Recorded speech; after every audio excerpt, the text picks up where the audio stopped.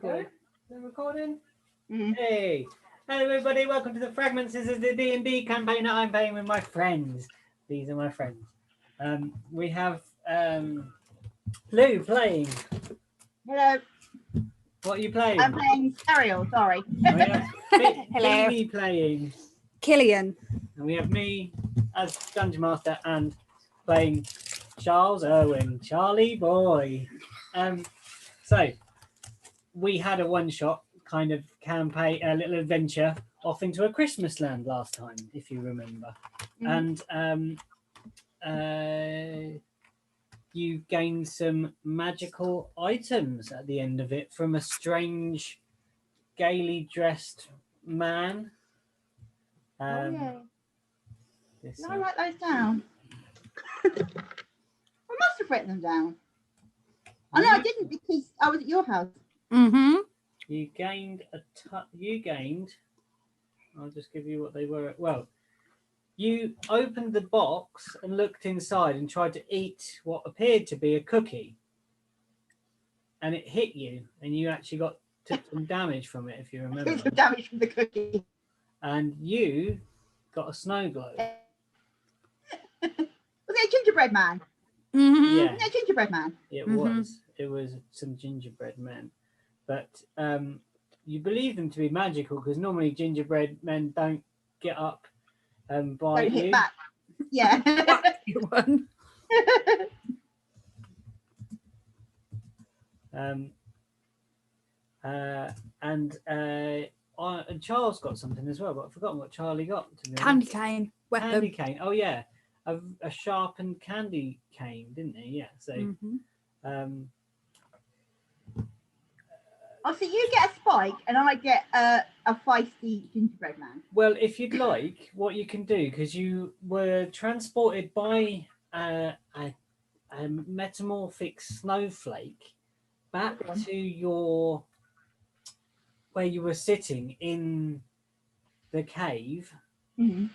In the cave that you'd found, well, the ruin that you'd found inside a cave where you'd walked to from Mindegres, on the quest to sort out their silting problem in the lake that they filter for precious metals.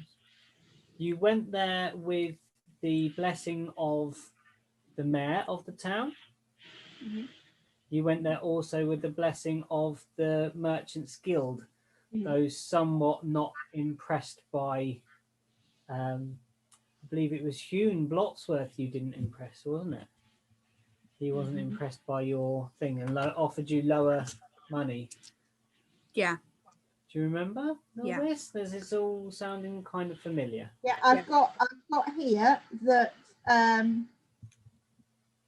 we got 75 gold in total.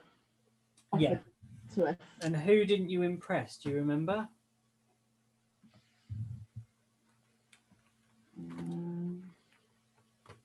Who did the conversation go badly with? The last one. The last Yeah. guy. You, Farfellow, is that the one? Okay, cool. So, I'm just looking back at my old notes. would you like to acclimatize see if you can figure out what your magic items do? So what you need to do is you need to roll an Arcana check. Okay. So on your skill page. Before we do that, can I have some of the healing water, or are we back up to full healing? You can have a sip of the fountain if you want. You're right next to a healing fountain. Yeah, I'm sipping the healing fountain. Was it that I had to roll? Yeah. So it was a 6 plus 1. 7. You still don't know what your snow globe does. No, Sherlock. With? The healing fountain gave you 2 health upon drinking from it. So but we did get anything from a short rest, or do we rest at all? Not resting just yet. We'll rest at the end of this. Oh, okay. Because you only took a bit of damage from the. So I was down to 7, and I've gone back up to 9. Yeah. Okay. Do you want to do your Arcana check? And yeah. Just trying to find it. See if you can figure out what these cookies do. 7. Sorry? 7. You don't know what the hell I these don't know. things do. Same So as me. You think they're best left in the box for now? Okay. Mhm. Now you are in the cave, in this sort of ruin within a cave, and you have stopped bodies being tossed into a fiery pit, Yeah. as you believe that the bone char was what was silting up the river. Yeah. So you now, what do you want to do? You're in a cave, in a ruin in a cave. What are you going to do? I think we're going to try and make our way out because now there's no going into the water. The silt should start disappearing. Yeah. Start heading out. Okay.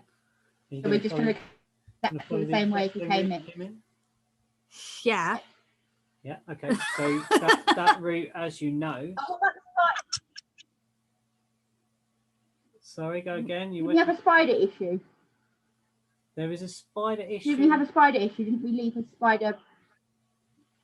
There is a spider issue back outside of the cave. If you remember, outside of this ruin, this doorway, possibly.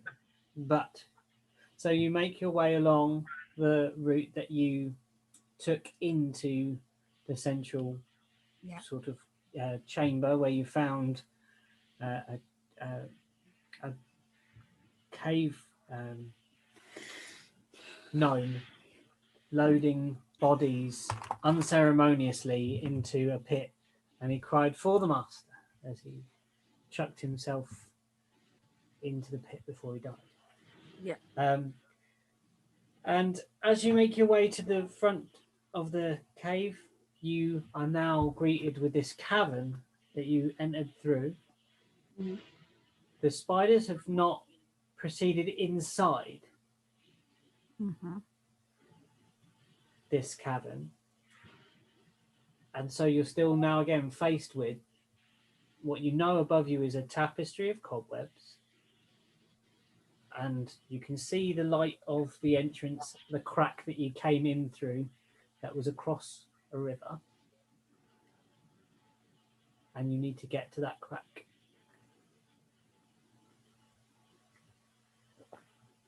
Light a torch and run. I was going to create a bonfire then. Run. Run. Both of it. Fire and run.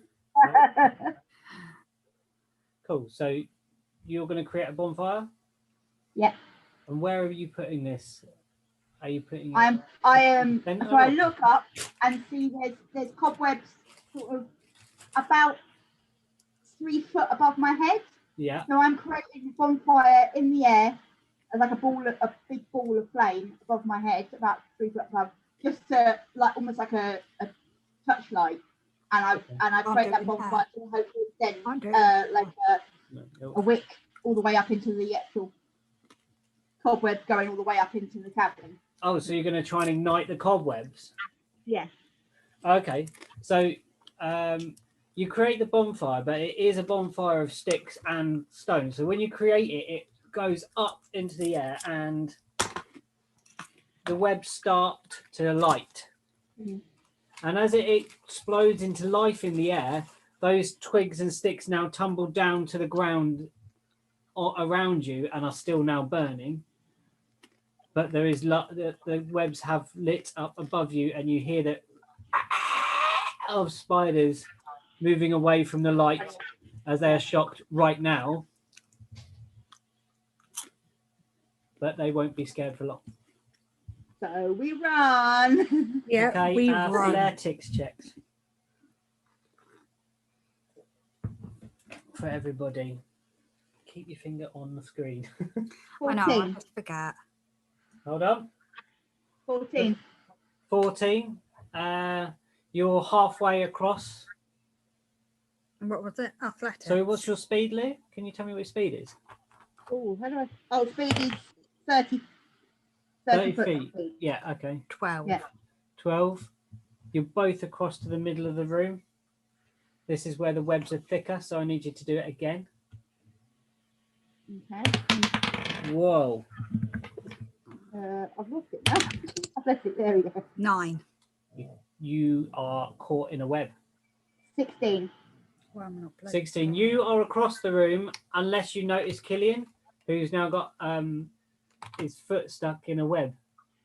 I swing my scimitar, drag him out, and then sort of run and pull him. Okay, do an attack roll with that scimitar. Wait a second. Where's Charlie? Where is Charlie? Charlie hasn't started running yet. Yeah. Yeah. I was just like, wait a second. Where is he? Go on, sorry. You make an attack roll, Lou. Just no, with a scimitar, sorry. Yeah, 16 again. 16. Okay, yeah, it hacks through. Damage. 8. Yeah, the web splits and you are free. But you're still just inside the room because you stopped to do that. And Charlie, well, let me tell you, Charlie. What he's up to. Come on, Charlie. Get a move on. It won't let me get Charlie! that. Charlie! What's my finger, Charlie? There we go.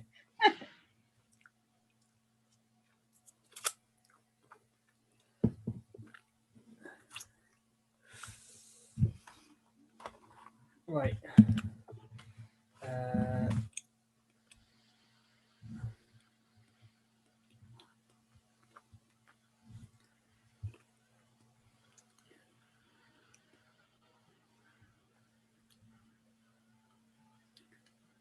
What have you got in your Coke, Ian?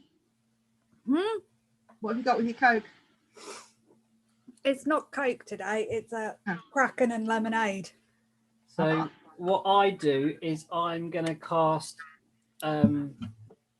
fog cloud up where Lou cast the bonfire to mask our escape. So a 20-foot radius sphere of fog appears like sort of up and above us, so they are obscured to see what we are up to. And then he's going to try and run across the room. It's really weird because if you turn around really quickly, you'll be able to see 3 of you. Don't want to do that. It's very bizarre. That sounds absolutely petrifying. So let's not do that. It's very strange. So Charles is going to try and run. Oh, that's going to be good. Run. In Pete's screen, I can't see my head, so I'm just like a white headless body.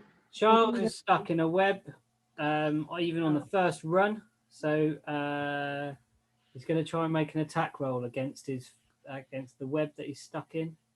So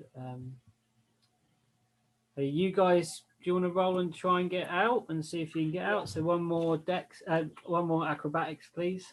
Athletics, sorry. 19. Yeah, you're out to the doorway. Sorry, I swung back and just. Are you begging? Stop begging, fat man. Stop begging. 21. Toby. I'm out. Yeah, okay, you're well out. Yeah. Yeah. I ran past the door entrance and I'm well out of down the path. Charlie still seems to be stuck in this web. And a spider comes down is coming down the wall. It's heading towards him. It's now seen him. Charles is going to try to just straight out strength get out of the web. Good luck. Oh no, he's going to attack his way out and then run. Maybe. So he hit it last time, but didn't damage it enough. It was like. So he madly hit it this time, and he's going to get a. Now you're sure you got enough nibbles there? He's out of that, and he's running across the room. But the spider is going to make an opportune attack on him. So because he's running and the spider's behind him. Oh, it missed him completely because it only got a 2 on his thing.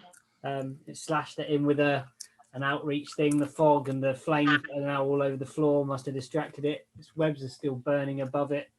And you see the smoke channeling its way out to where there's oxygen. And Charlie runs and he's out with you in the light, and the spiders retreat back into the cave as soon as they reach an area where there is too much light for them. These kind of spiders are not fans of the bright light. Good escape. What now? Can you plug my phone in, please? And leave it plugged in for a little bit. It's having a hissy fit. It's only on 13%. Okay. It's having So a moment. what do you want to do, guys? We need to head back down the same way. Yeah. And I would suggest we head to the guild first and then the mayor. Okay. So you make your way back. Why are we down, heading to the guild? because they offered the Because they're most going to give us money, the money. and you really didn't trust the mayor Yeah, true. We didn't. when you met him. So we're going to get the guild money first, and then And give the mayor said he would match it, if you remember, Yeah. plus 5%. Yeah. Yeah. So he needs to see that we've got the money from the guild. Okay. Yeah. So you head back to Mindegres along the river this time on your right-hand side. You've learnt your lesson and managed to leap across the little bit of river that you fell down last time. And you walk past the set of trees that were on the right-hand side, the forest that kind of went away on the other side of the river that you peered into last time, but decided there wasn't much to look into in that area. And you make your way down and you start seeing the piles of minerals and precious metals and stones of the Mindegres silting operation. And you cross through that quarry and you are now at the house of the Merchants Guild. Before we go in, can we just have another go at finding out what our magical items do? You do that at a long rest, so you can do it sort of once a day to try and attune to something. Oh, okay. So you maybe do that when you go back to the, if you're going to have, Charles would recommend that we go back to the multi-faith church. They took great care of us there, and they'll be happy that we've done their work, a good deed for them. And surely they will celebrate our heroic efforts by giving us a bed and food for the evening. Good feed. So you're going to go to the merchants first? Yep. Yeah. So you walk in and you remember the scene quite well. Lots of little desks with lots of busy people, goblins and dwarves and gnomes and humans and clerks running to and fro with trolleys and papers, and it's still that kind of atmosphere. But there are smiles upon the faces of the people within the place, and lots of more positive sounding conversations happening, apart from obviously the one that Hune is having. Hune is having the most awful tirade upon the same menial that you saw last time, and this time he's saying, last time he was saying they're not digging hard enough or fast enough. Now he's saying they're not lifting it quick enough and shipping it out enough. And he's just berating this guy completely. You will not. You tell them to get sorted. You tell them to get on with their job. It's absolutely disgusting. What am I paying you for? What am I paying them for? I don't know why I bother. I should just animate some golems that do the job twice as fast, twice as quick. And he clocks you guys walking in, because in the middle of them sits the drow chap that you met as well, the dark elf guy, and he nudges Hune and says, "Come on, Hune. Hune, it's time for you to pay up, my friend." And Hune goes red. Hune goes beetroot with anger. Even his multiple chins go gradually stages of red. He's like one of those, like a color chart at a Dulux paint center. If you wanted to see the different types of red, you would look at Hune and he would show you all the way from crimson to magenta. And he is furious and he reaches into... Oh, your camera's gone. Oh, which one? Sorry, I don't mean to stop you mid-flow, but your camera is doing strange things. It's I can only sort of see you. Yeah, Mine's going really, really fast. I don't know. It's really slow. I'm sorry. I'll hotch this way. Hopefully you can see me a bit more. Yeah, like look at mine. Mine's just shuffle that way and I can see you. Okay, cool. It's because I'm trying to load, believe it or not, Google Mail. Oh, that's why it's messing up our internet. Then you're trying to do something. So Hune reaches. Hune reaches into a large coin purse and begrudgingly removes some money, a hefty looking sum of money, and slams it into the drow's hand, quite clearly furious. And you approach the desk.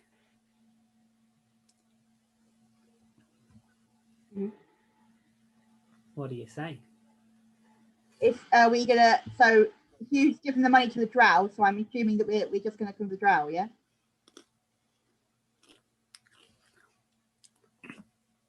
Do we just need to go to the drow, or do we need to go to all three of them because they had money on whether we'd come back or not?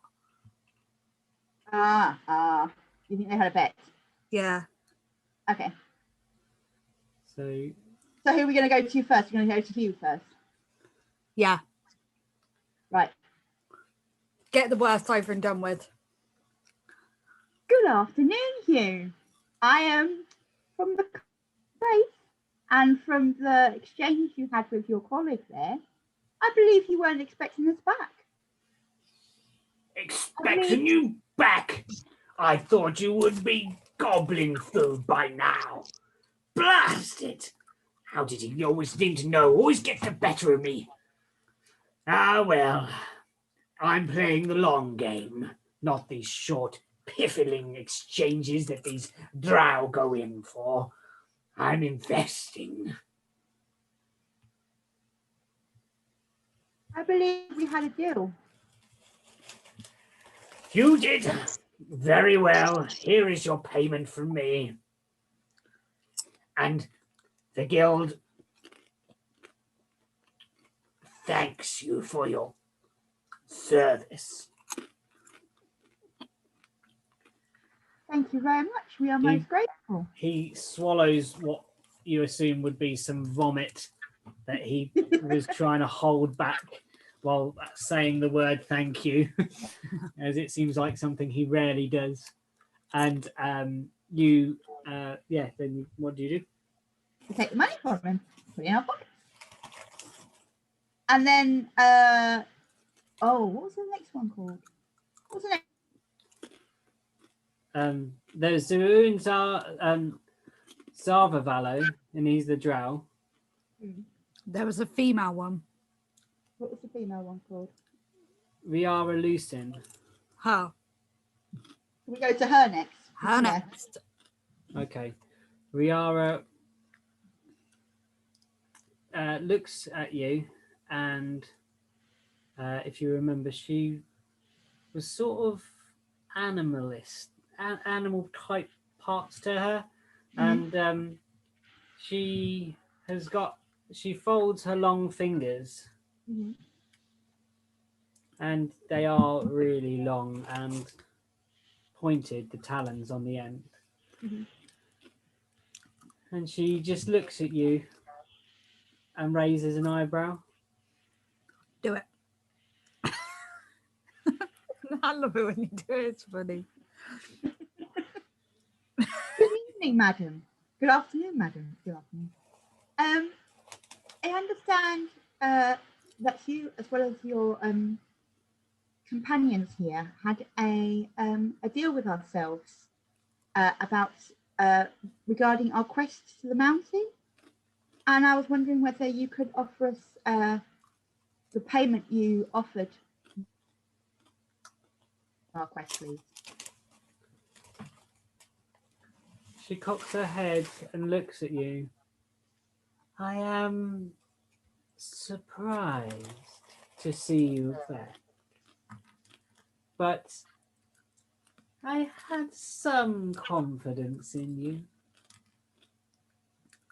Your horse seemed worthy for some reason in my eyes. And she reaches down and pulls out a payment, writes something on a ledger, money in, money out, hands it to one of her menials, and places the coin bag that she promised in your hand. Thank you. Sorry, the dog just guffed and it's making Bean laugh because she's a child. It was so loud. Sorry. Is that she choking on popcorn? I'm guessing it was dog related because I couldn't see what was going on. She just burst Yeah, out. Popeye guffed and it was so loud. If you can't hear that on this when you go through it again, I'll amplify it. I'll Like- deliberately boost it just in the... yeah, please, because it just, Okay. yeah, So sorry. you're left with Zarvalo. So we're going to go over to the drow now. Bow our heads and look up. Mm-hmm. Good afternoon, sir. I believe, like your colleagues here, we had a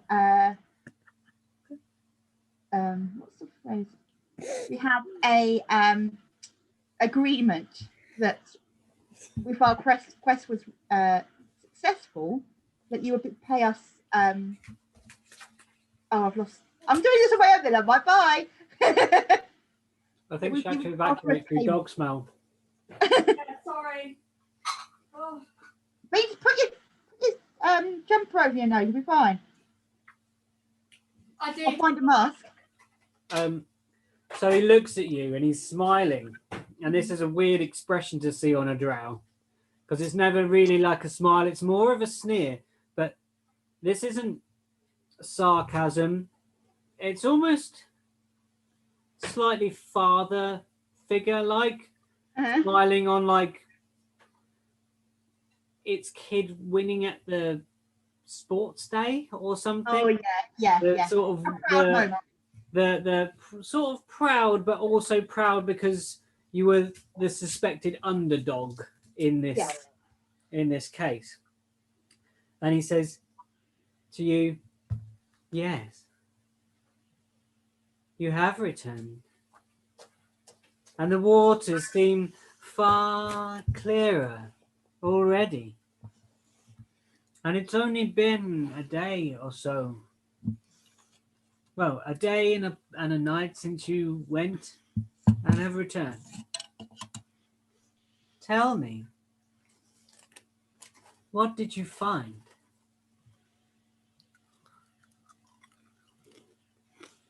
What was the actual big thing? What was the beast called that was actually throwing things in the?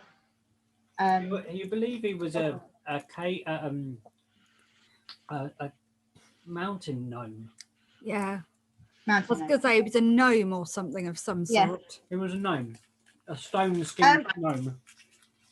We found a ghastly gnome with skin that looked like it was made of the ground itself, and he was taking poor living souls and throwing them into the volcano as offerings for to his master, and we had to defeat him. So we battled him, and luckily we managed to defeat him. And in doing so, we stopped the bones being ground down and ending up in the water, and blocking the actual river itself. So you're telling me that these were bodies being fed into the water supply? Yes. Into the volcano that came into then got fed into the water supply, yes. And the white powder, what do you think it was? I believe it was Bones. bones that had been incinerated by the lava, and then turned into a powder that ended up into the water supply that then worked its way down into the village, unfortunately. So many lost souls. You see that Hune is no longer shouting as you're having this conversation, and he is looking at you with his like sausage purple lips pursed, and the same of Riara. She stopped all business and they're listening to you telling this tale. But where were the bodies from? What bodies? Surely not from around here. Unfortunately, I believe so. There might have been souls that could have been in the city but maybe not missed, or from neighbouring villages or settlements in the area. I don't know. We are not from these parts, so I couldn't identify them, and of course most had perished by the time we arrived. Well, there is one way we didn't know who they were. If you remember, one of the poor souls that was being thrown in was wearing one of the uniforms from your very quarry, Mr. Blotsworth. Ah, yes, he was. My quarry? My quarry, one of my workers, thrown into a volcano to be burnt? Nonsense!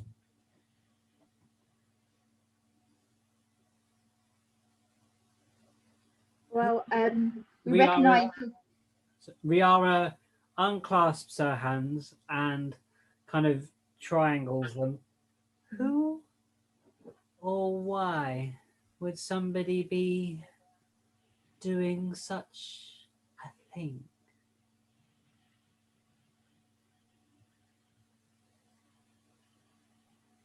As I explained, the gnome was offering the bodies as. I know who the lackey was, you have said. Who is pulling the puppet strings? We don't know. We don't know. You don't know yet. I imagine you need to rest. But We do. when you are rested, return to me. I would like to know how deep this goes.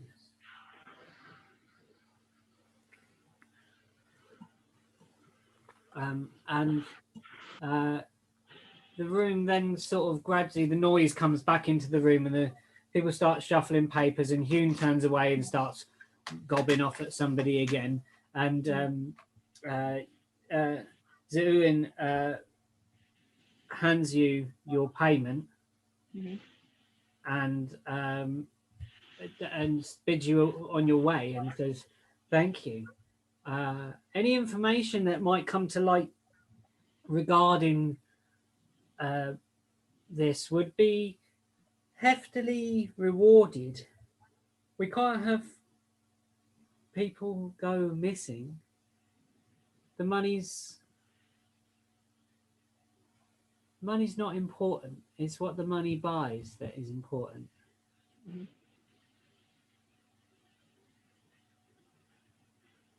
and then he kind of goes back to his business. So they both want to know. They both want to know who is the puppet master behind this gnome, basically. Yeah, the so master. he's the master. Yeah. Do we have our suspicions it could be the mayor? No. Why don't you think it's the mayor? Do you think he's not up to it? Yeah. Not upright. Okay. There's something off about him, but I don't think it's that. Do you know what I mean? Yeah. Why are you looking at me like that? It's really creepy. I'm just listening to what you're saying. I'm listening to the story you're weaving. You were just staring at me. I found it very strange. We'll go over to the mayor next, but I think we need to be cautious when approaching him. Yeah. I've still got my suspicions, although you're not convinced. Yeah. So let's leave for now with our pockets full of pockets. So we've got 75 coins, gold coins from this guys, yeah? Yeah, each. Each. Yeah. So you leave the room, leave the Merchants Guild, and where do you head now? If you remember, you're on the right-hand side of... We had to head over the bridge, didn't we, to go to the mayor's place, if I remember rightly on the map. Yeah, you are on the far side and the church is on the other side. Mm-hmm. I need to go to the mayor's place first. You want to go to the mayor's place first before and then over to the church, just to inform him that we're back. We've sorted the problem out, but we've been paid. As you get down the steps that go up to the Merchants Guild and start following the footpath following around the edge of the river that flows out, two people peel away from the side of the building. Okay.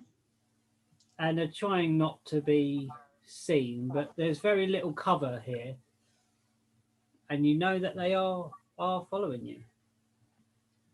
All right, so we're being followed. Great.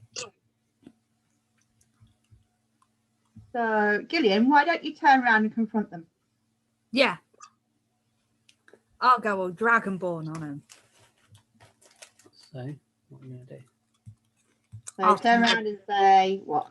Ask them why they're following us. They're about 20 feet behind you right now. So you're going to turn around and walk towards them, or turn around and shout, or what? I think you need to bellow or roar at them. Fragments. I'll just stop. Just stop where I am.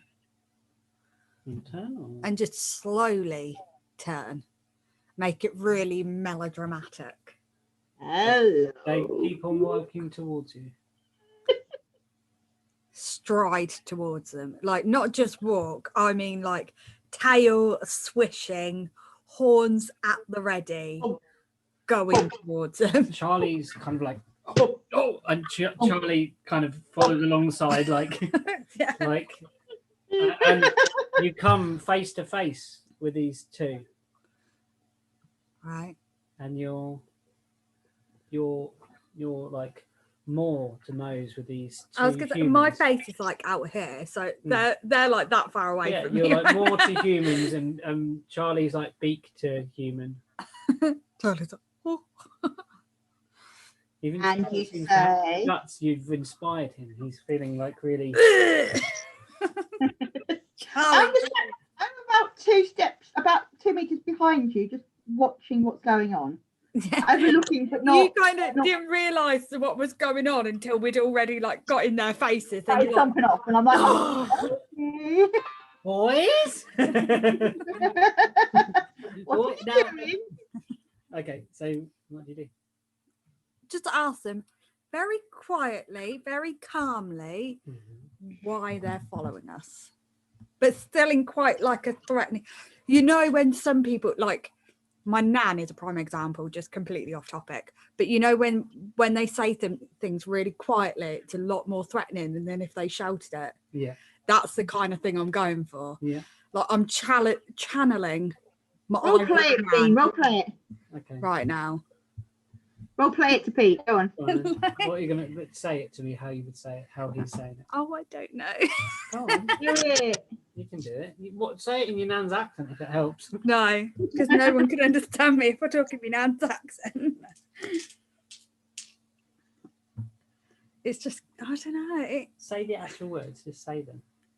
Why are you following us? And make an intimidation check. I would, but you've stolen my phone. You told me to. and Why have you I told don't me know, to? I wish I knew how I did it. I did it. People be like, You just handed me my phone like. It's just written. Right, so very good. intimidation. Please. Which I think you're bad at that anyway. Anyway, aren't you? Fingers crossed. If I get a good roll, we will see. 11. They hold their own in your face and they say, "You're a person of interest. You are a presence requested, in fact." We're a person of interest. We're Why- a person. I'm a person of interest. Why doesn't Charles try? Charlie can intimidate like a ladybird. He couldn't intimidate a worm. He's just holding his own. He's kind of glancing at Killian like, "Is this going our way?" He's there like he wants to back him up, but he's kind of a bit scared. Try and intimidate them. Who is interested? The Lord Mayor, of course. So it's the mayor. We're just here for security reasons, to make sure you get there unharmed.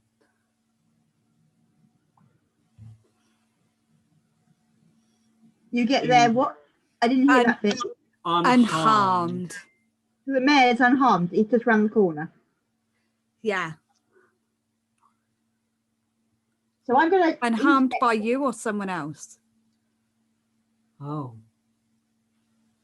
Now, that is an interesting question. Can I tail whip them? They're getting on my nerves. Who do you think is going to be harming us? What are your suspicions? There are many parties that come into play when dealing with any sort of thing involving those jingly things in your pockets. We'd like to see you with those jingly things and with fingers to hold them. Firstly, I don't have fingers.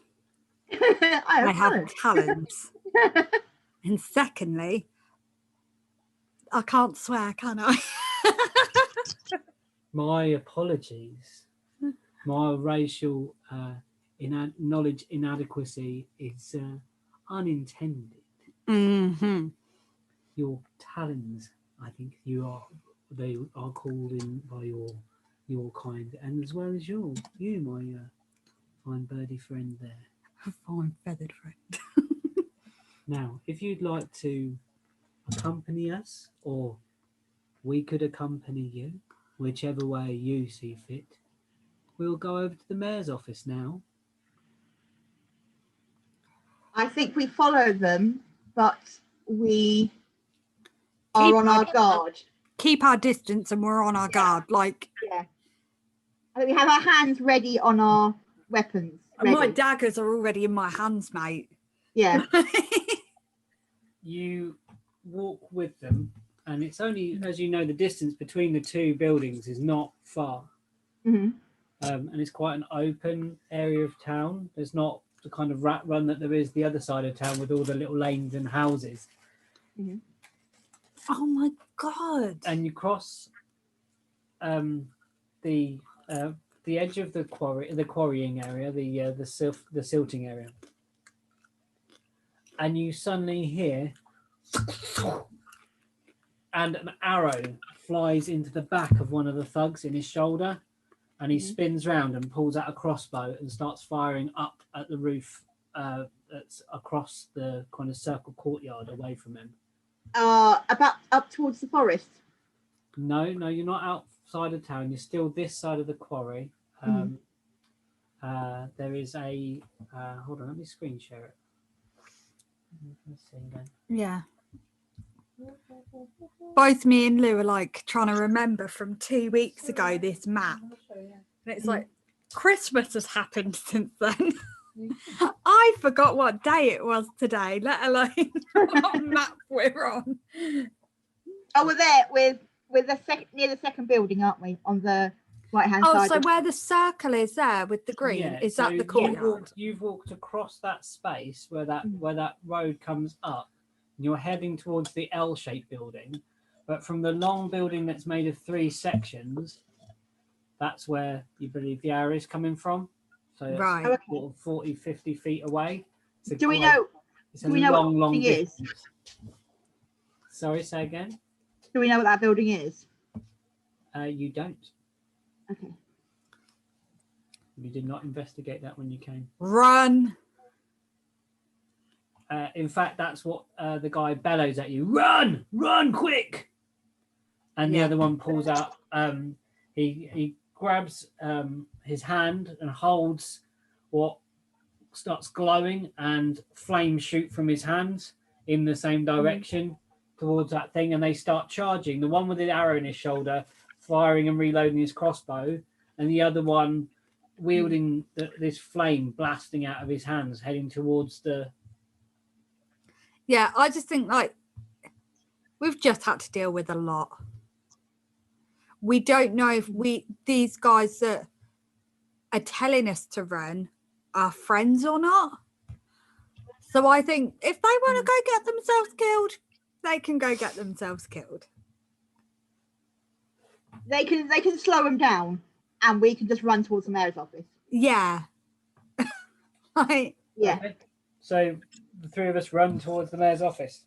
Wait, what did Charlie want to do? Charlie? Yeah, we didn't hear Charlie's opinion. What did Charlie want to do? Charlie just started ducking. When Ari started coming, he was like, "Whoa, what?" And then you guys, and he went, "Run!" Charlie was already doing it. What, with his like He was already 30 layers of armor that he's got? Yeah, and he was already clunking away across the thing, across the green, running towards the mayor's office to kind of take shelter in the L shape. So Charlie's already got his back in the L shape bit, looking kind of round the corner at Right, the where's other the two L? charging Can I- away. Yeah, so Right, you so- were running across this bit here. You were walking this path. You came out here, around here, and then they're running this way. Okay, so we're right.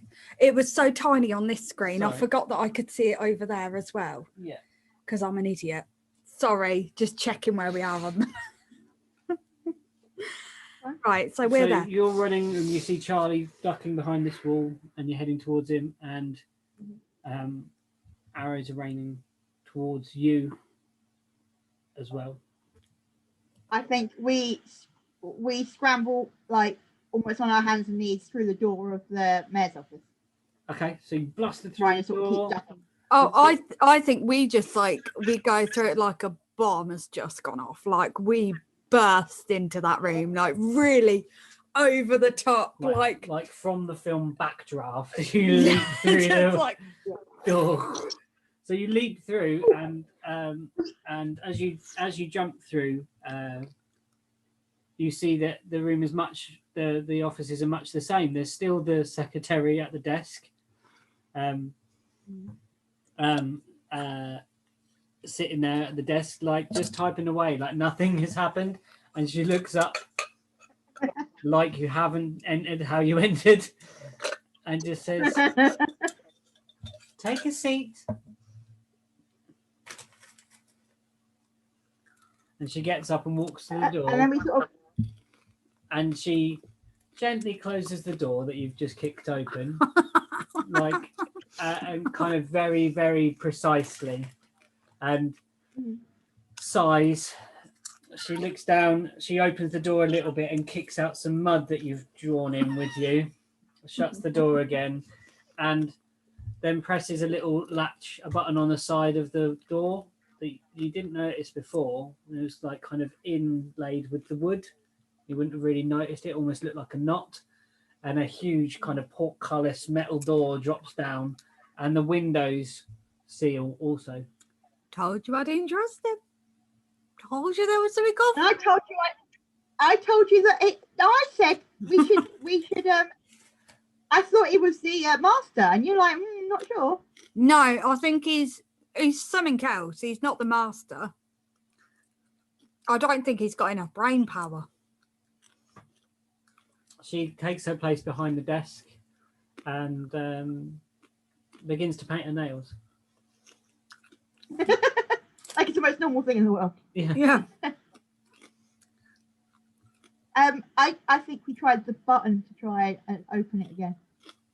I'm going to reach up and try and press that button. Don't press that. As she sees you reaching for it. Press it anyway. A sharp electric shock runs through your body. You take 3 hit points. Oh, really? Sorry. You really listened to that Dragonborn? Serial, I thought there was more to you than that. Like a big child, aren't you? Pressing the button. Press the button. But as soon as you get told not to press a button, you're going to press the button. I told you not to press it. She goes back to painting her nails. I'm gonna give her one of my stern looks. Right. She looks up. You're in my light?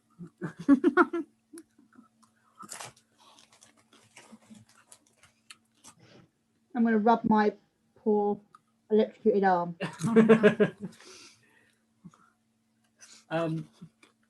After some time of you not asking her anything, the door swings open to the office. And the mayor, Princess Harlem, comes out and says, "Greetings, my friend. I see you have returned. And I'm a man of my word. Do come through." We can't go backwards. We're gonna have to go through. Yeah. Like, we can't get out. No. So you walk through into his office. Mhm. There are seats set up for you to sit in, and he arranges himself, he walks over to the other side and, "Can I offer any of you a drink?" Walks over to a drink cabinet. No. I had enough wine last the other day. Mm-hmm. Are you still a bit hungover from the Christmas episode? Christmas wine. Christmas special wine. Oh, go on. I Killian. don't trust You're anything. much more of a Sorry, go on, Lee. I don't trust anything. I tried to eat a gingerbread man the other day and it bit me. So Yeah. I'm not worried about anything that I can eat and drink. Go on. Go on. You're always much more of a laugh when you've got a drink inside you, Killian. Says Charles. I don't know about you, but I could do with a damn drink. And Charlie goes, says yes. The mayor grabs a beautiful crystal decanter from the side, and fills a glass with a brownish liquid that's sweet smelling in the room, and gestures for you to sit at the seats. Are they socially distant seats? They are within 1 meter of each other, but you're in a support bubble, so it's all right. The whole city. Sorry, I had to ask. I had an answer, don't worry. Ow. So we sit down reluctantly. I'm still rubbing my electrocuted arm. Charlie sits and takes a sip of his drink, and he looks at you rubbing your arm and says, "What have you done to yourself there?" Well, your lovely receptionist decided it was our best interest to lock us in. And I just simply tried to see if I could remove those locks. And it would seem that I was not successful. Stop begging. So you did something against your best interests, is what you're saying? Well, I panicked. I don't like being locked in anywhere. I'm a creature of the land. I don't like confined spaces. I can understand that. Genuinely, I understand that. I too miss that. But now on to payment. So he removes a bag of coin from his desk drawer, gives you each the 75 plus your 5% on top, and looks at you, both of you, and all three of you, sorry, and you've proven very successful in what you've done so far. I'm mightily impressed, in fact, with your level of expertise. Those sort of expertise could be very useful to myself. Do you think you could possibly see your way into helping the mayor of this fine town? What did you have in mind? I need a sort of gentleman's agreement first, if you will excuse me, my lady of the woods. Well, we're not going to agree to anything unless we know what we're agreeing to, I'm afraid. We're going to have to build more before we agree anything. Oh no, I will not be asking you for that. It is a matter of delicacy, shall we say? I need you to be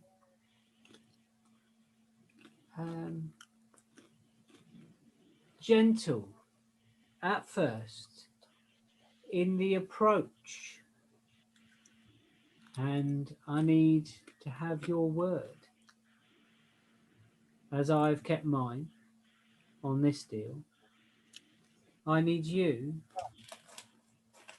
to promise to keep your word on the deal I offer you. If the deal is to our liking, then of course we are honourable souls and we will keep that deal. But as I said, we would not do anything that would be of detriment to ourselves or the land we move through. We are gentle souls just trying to find our way, and we don't want to cause anybody unjust harm if they do not deserve it. Make a persuasion check.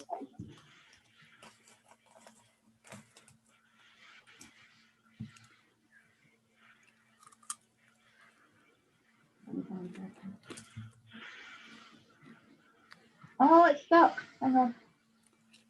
Oh no. Oh no.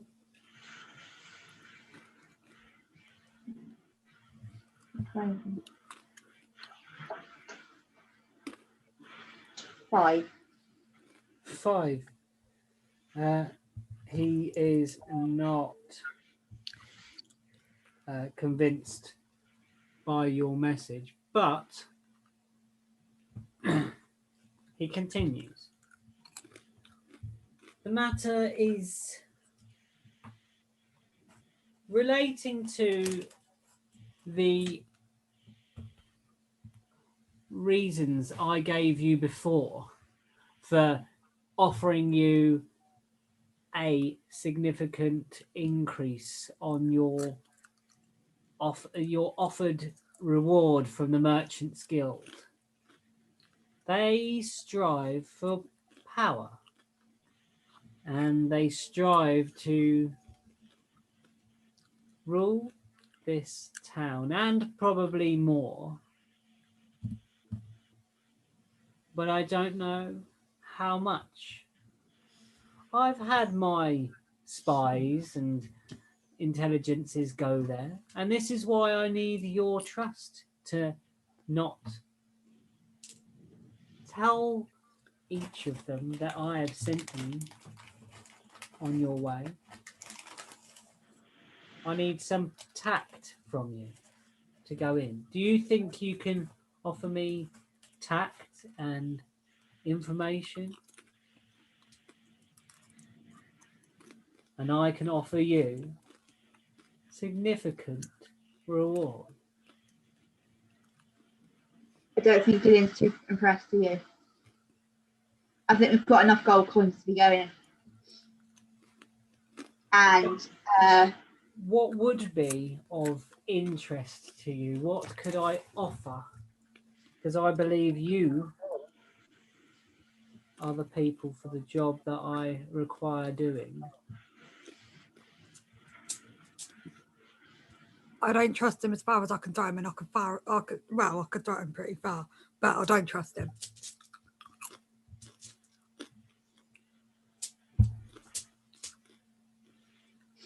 I think he could offer a safe package. He could offer us a boat. At the moment, there's no way. Oh, we have got a boat, haven't we? It's just parked in the harbour. What do you want to do? What is your sorry, out of game for a minute. What is your what are your main goals? What are you aiming for? What is your end game sort of thing at the moment? Or do you need a quick recap on what things you've been offered and what things you have been sort of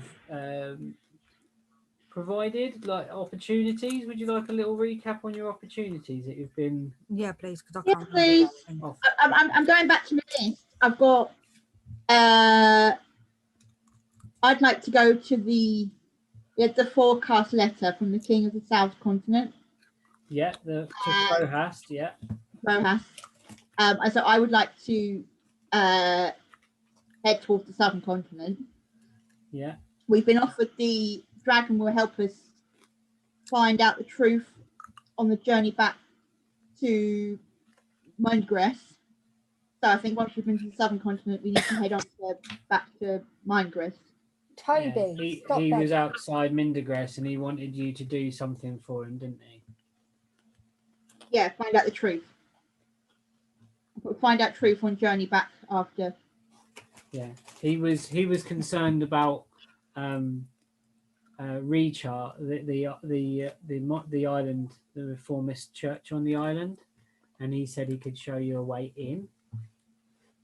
On what island? Sorry, was that on the main? On the island that Charlie Boy was working at, if you remember. Oh yeah. There was an island where you were all shipped via or through. Don't know if I have it on this computer. It would appear not. Hold on, I'll see if I can find That's it. where Charlie was taken from, wasn't he? And that's how Charlie was taken from. Yeah, he said that the that's waters how he were ended up on the slave ship. He said that the waters were too warm. Sorry, just trying to find this campaign.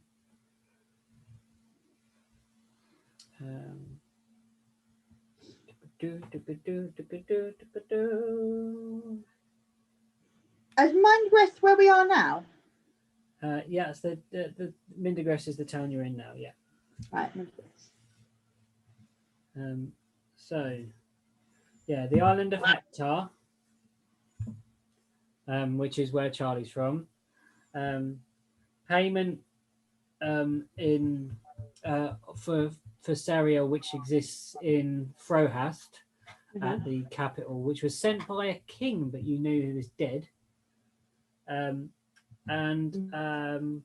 Also, you remember looking back from your memories that your receipt of slave ownership was you were bought by the Kreen Monastery up in the Fragments.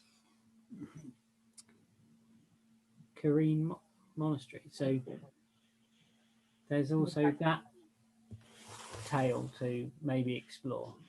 So we've got Southern Continent, Kreen Monastery, and Restar Yeah, to all go to. yeah. Heptar Island, yeah. Heptar, yeah. Heptar. Out the way, but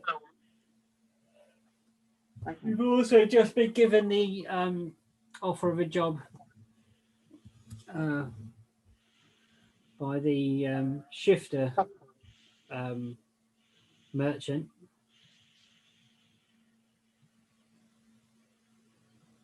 Well, I can't remember that one at all. Riara Lucin said, "Come back to me. I'd like you to look into this further." Yeah. Oh, right. And sort of Hugh and Farfallow offered a similar thing to you. Look into who is the master.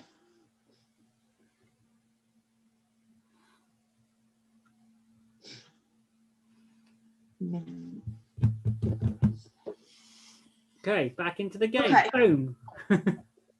So, I think we've got 4 tasks there. Do we really need any more tasks? No, especially not from him. He's given us the money now already, hasn't he? He's Yeah. giving you the money. He's a man of his word. Yeah. Well, I just, So,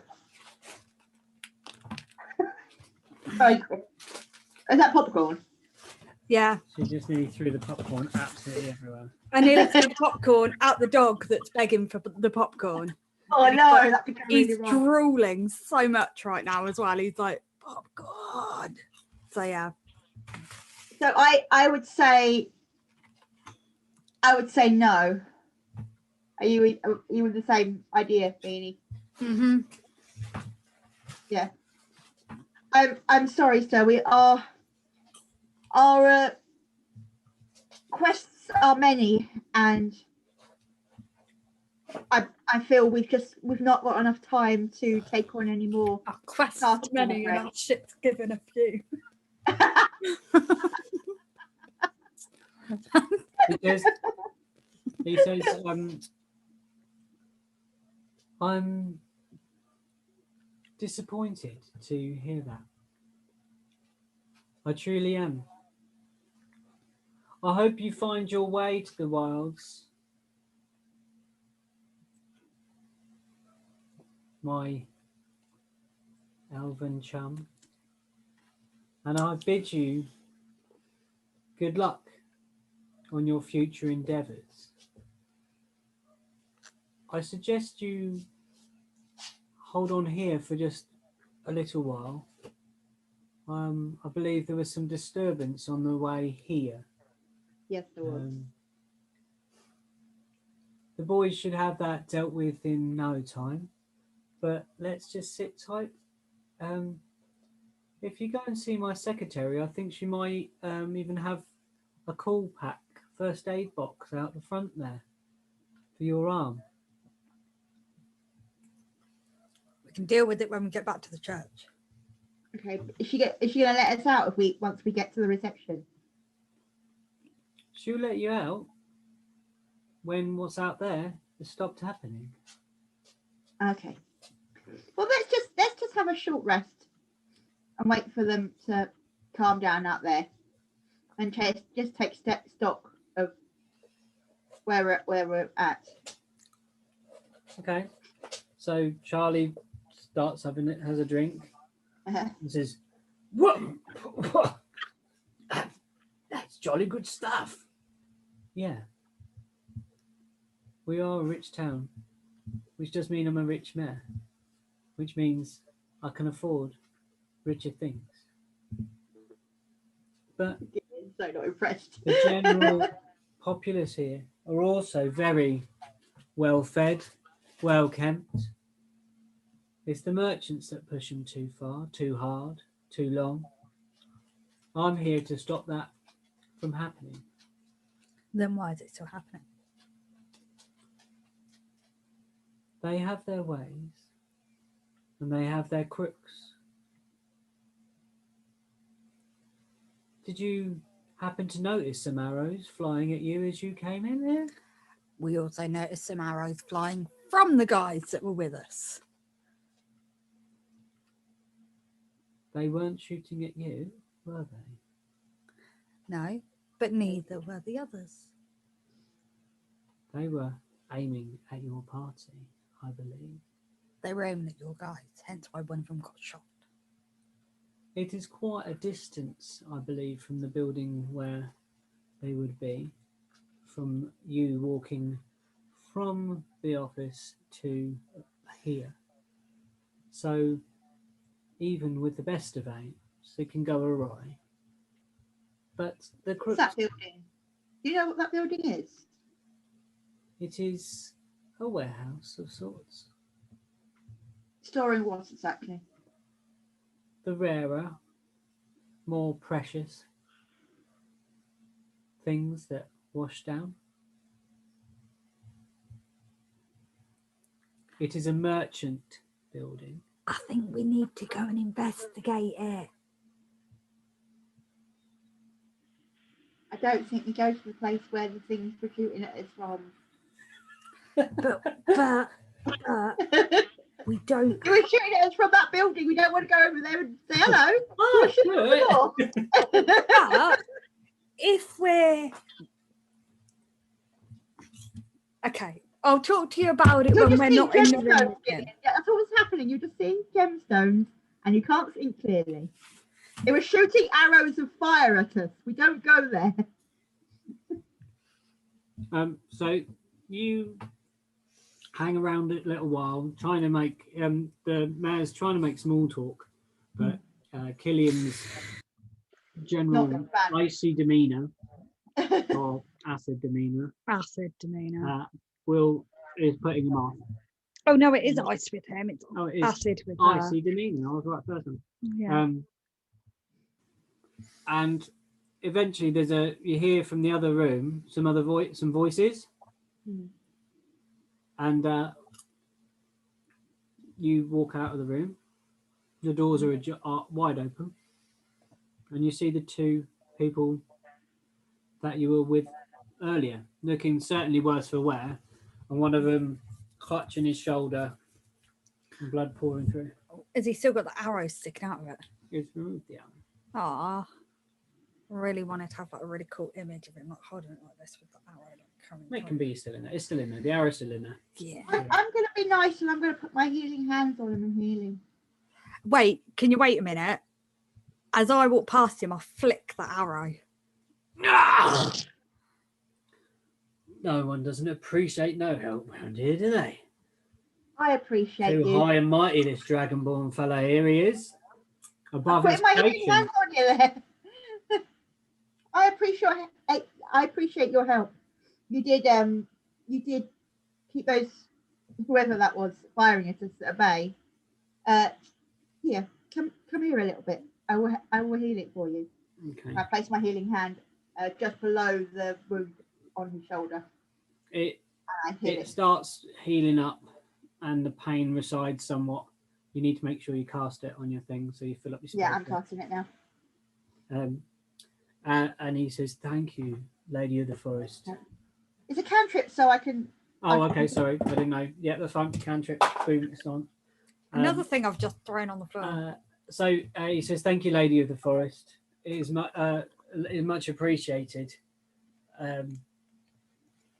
Truly, you folk of the wild are the most gentle and delicate, and have a way with words, just like the dear mayor here.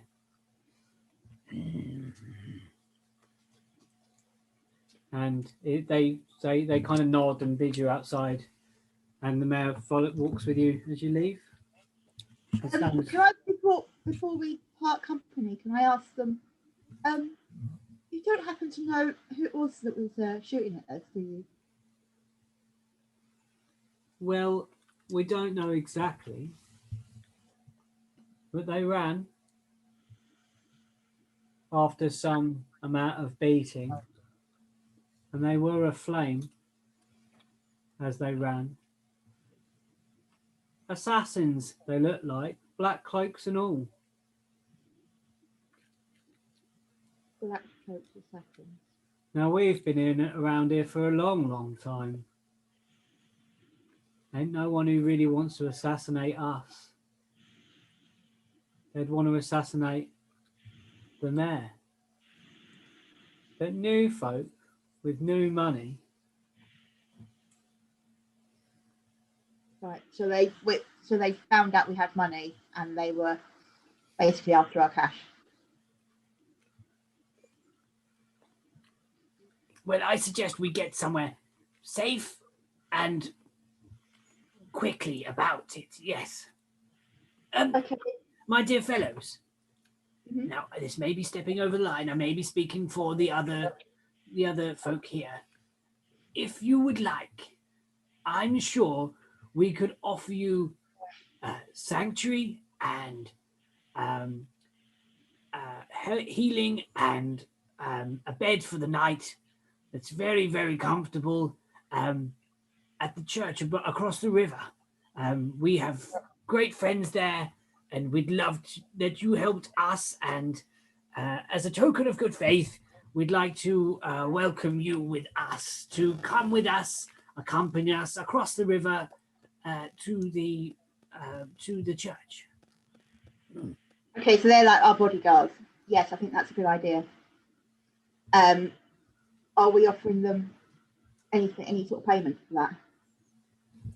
Or are we just going to offer them healing and bed? We're paid pretty well, to be honest, by the mayor here.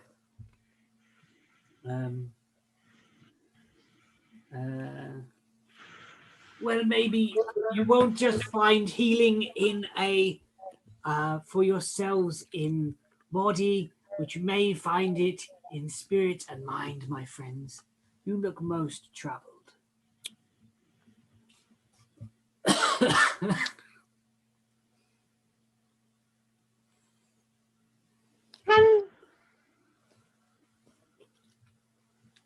What's that? 22.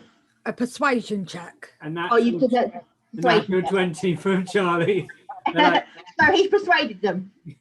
they go, you can see that in us. Well, I suppose we could always, a prayer or two doesn't ever go amiss. And they accompany you on your way. Which way are you going to go, guys? You can cross via the bridge in the sifting bits where you crossed before, and you met a gentleman who was complaining about the quality of the stuff that they were silting and the working conditions. Or you can cross via one of the little shipping boats that can take you across, like the little ferryman boats. That's what I'm trying to say. I think just go back the way we came. I think go back to the way we came because, we know that route. And we need to run, we can run. Yeah. Okay, so you go up and you go round and you pass the workers. You don't see that gentleman that you spoke to before. I've actually forgotten what his name was. But you cross over and you walk down and you're on the main road again. Yeah. We really hope we can see the map again. Yeah, of course. Yeah, I'll pop it back up for a screen share. Hold on. Boop. Boop. Right. Actually, if I do a section of the screen, it's actually better.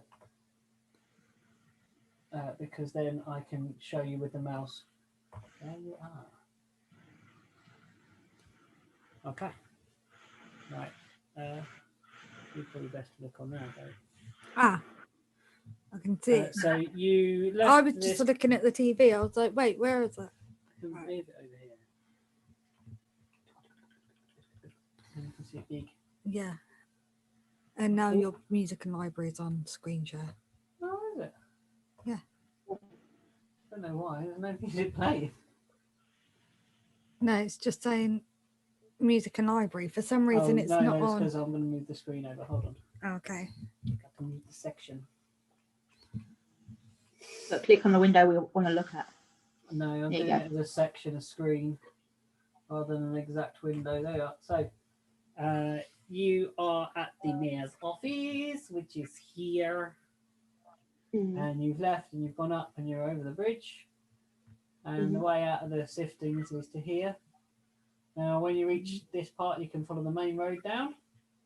You can cut into the houses. You can walk along the docks. You can go see your boat. I think go main road and then turn up. Main road, turn back up to. I don't think we want to go down any little dark alleys. That's pretty No, definitely not. The main road all the way up and then turn right into the church.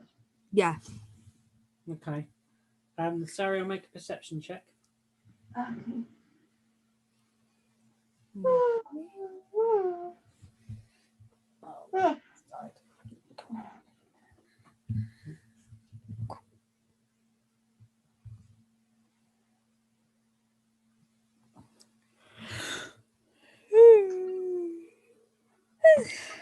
Okay.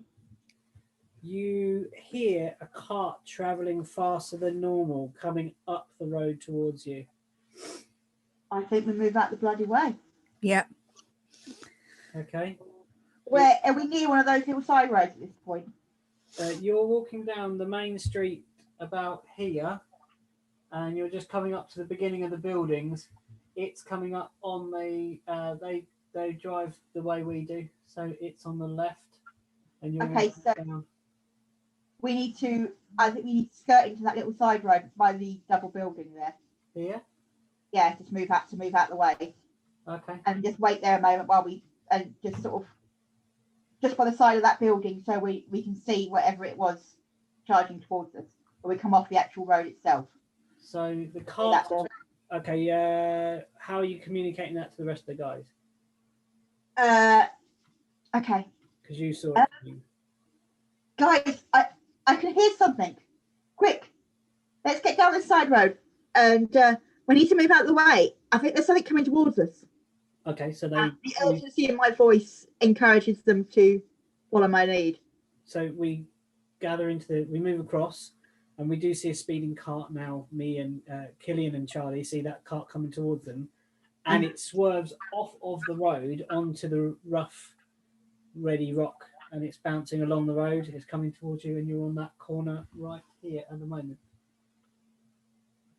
I think we need to move out the way. Where we move out the way too.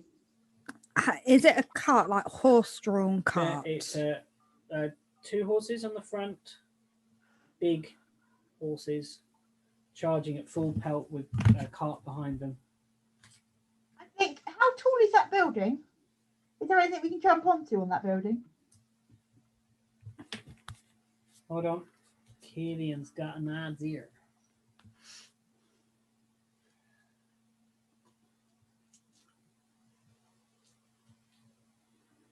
Killian? Hold on. Something's happening. So the cart's trudging along the road, full pelt, it's coming right at you guys. Charles says, I really think we should go down the alley a little further, or else we're going to certainly be under the feet of those horses in a matter of moments. So, can I shall we go up a bit further then, do what Charlie says? Okay, so you tuck yourself in further. Yeah. And as you do that, the cart swerves off of the road. Tries to swerve back on the road, realizing it's going to collide with the corner of the building. But the horses turn, the cart doesn't, and the cart collides with the side of the corner of that building and comes to a halt. The horses bolt and run up towards up north. What did she do? She told you what she did. I didn't hear what she did. No, she hasn't done anything yet. I was going to talk to the horses, but I can't. It's my other one that can do that, so it's fine. Oh, I could talk to the horses. It's all right, and they've run off now. You hear a groaning from the back of the cart, but then the door, the kind of flaps of the canvas have flung open, and there's black-clad folk inside. That's the assassins. So we need to. Are our little helpers with us? Are they going to help us? What do you want them to do? I want our little helpers to fight back. So the guy with the bow and arrow, I want him to draw his bow and arrow and start attacking them. What weapon did the other one have? He had fire. Oh, flames out of fingers. He had flames in his fingers. Yeah, so the two flame guys, I want them to attack the assassins. How many assassins are there? You can't make that out at the moment. They're still trying to climb out of the cart. So I'm going to ask, please, can you help us? Can you just hold them off at least for a moment? And I ask them to hold them off. So they take position and start firing upon the cart. And then breath weapon. You do breath weapon at them? At the entrance to the cart where we can see them. Okay, so you're going to try and like frost at them, yeah? Yeah, because it's not like it says when you use your breath weapon, each creature in the area of the exhalation must make a saving throw. Okay. And I'm going to use my primitive savagery. Hold on. I've got to do one at a time.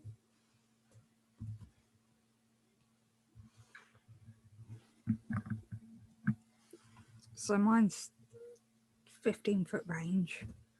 Yeah, I'm trying to find the profile that I want you to fight, but I can't find it. 10 con. Okay, let me find the thing. There you are. That drink's made me sleepy. Here we go. There we go. Great. So there are. So what you do? So what have they got to do? Con what? Con 10. Quick question before you do that. Yep. The little bodyguards they've got, surely they've got to perform some sort of attack first before Ian does hers. And if well, I'm going to let you have a surprise attack because they crashed. So I'm going to let this one be outside of thing. So you're just going to see the thing. Then open the thing. You go. So I'm going to let that one because you said it so quick, and let it outside of the battle. Yeah, outside of what I'm trying to say. Initiative is what I'm trying to say. So it was a con 10. Yeah. And I've got to do it for. Okay.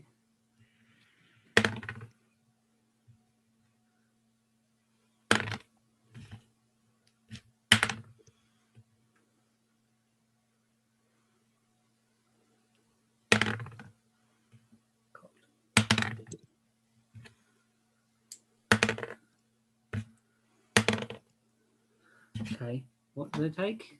2d6. Okay. You're rolling for all of them. So that's 8 damage each. 8 damage each. Okay, cool. Hold on. So I'm going to put them in, and so we go.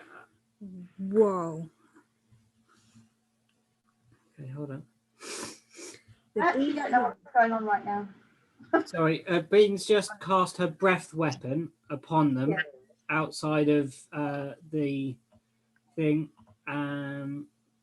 And can you all roll for initiative, please? Yeah. So that's this one, yeah? Yeah. Am I doing it as well? Yes, please. So you got what? A 1? Oh, God. 19 or a 1? A 1. A 1. Okay, so you're lucky you got Fine initiative. Initiative. front page. I Is that the wrote one that this says myself. int? I need to wait. Int, yeah. Int, yeah. Oh my gosh, Popeye. 11 for Charlie. 16. Oh, why have I not got this? Hold on, sorry. I don't know what I'm doing. Sorry. Something's gone weird. All right, I lost the plot about 5 minutes ago. I don't know. No, I'm just trying to run this encounter and it keeps stalling on the website. Sorry. Okay. You've actually got the Yeah, there's I've a got, badge on there. I've got the guys up now, and then I'm trying to put in their initiative and your guys' initiative. Right. Charlie, 11. Saria, what did you get? 16. 16. A 1 for Killian. So quick off the mark and then nothing.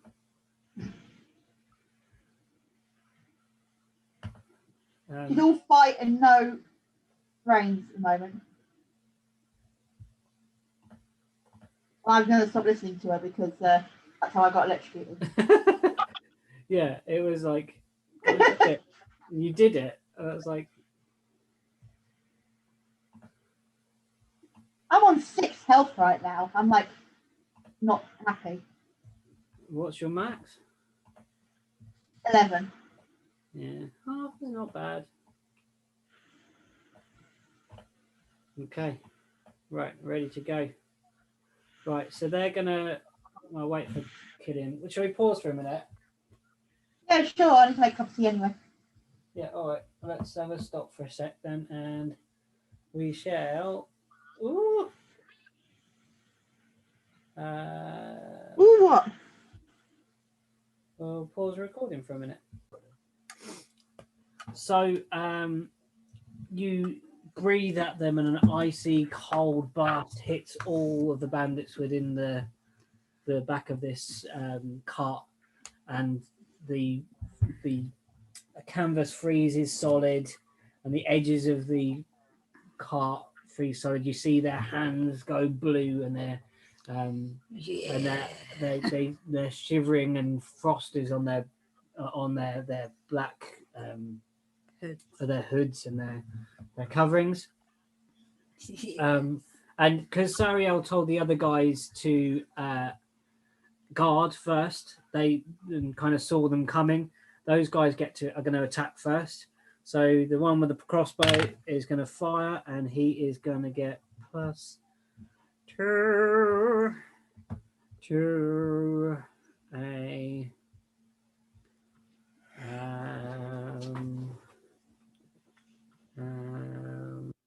and he doesn't hit any of them. And the other one is going to do. He's aiming for Flame. He's going to aim for the flame. So he gets 20 and hits one of them and does 3 plus. Oh no! Wrong.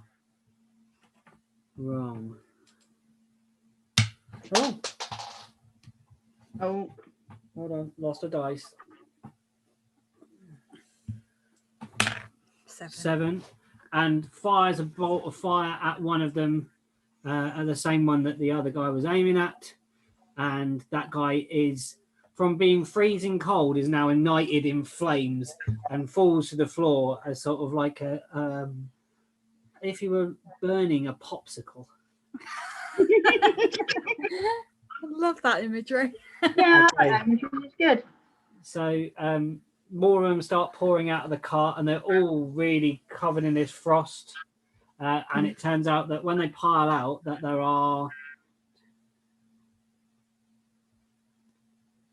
1, 2, 3, 4, 5 left of them. There are 5 bandits, assassins kind of guys coming towards you.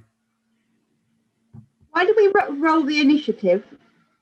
To see who goes first in the turn. So it's the bandits go first. So they're going to 2 of them are going to crossbow back at the thugs.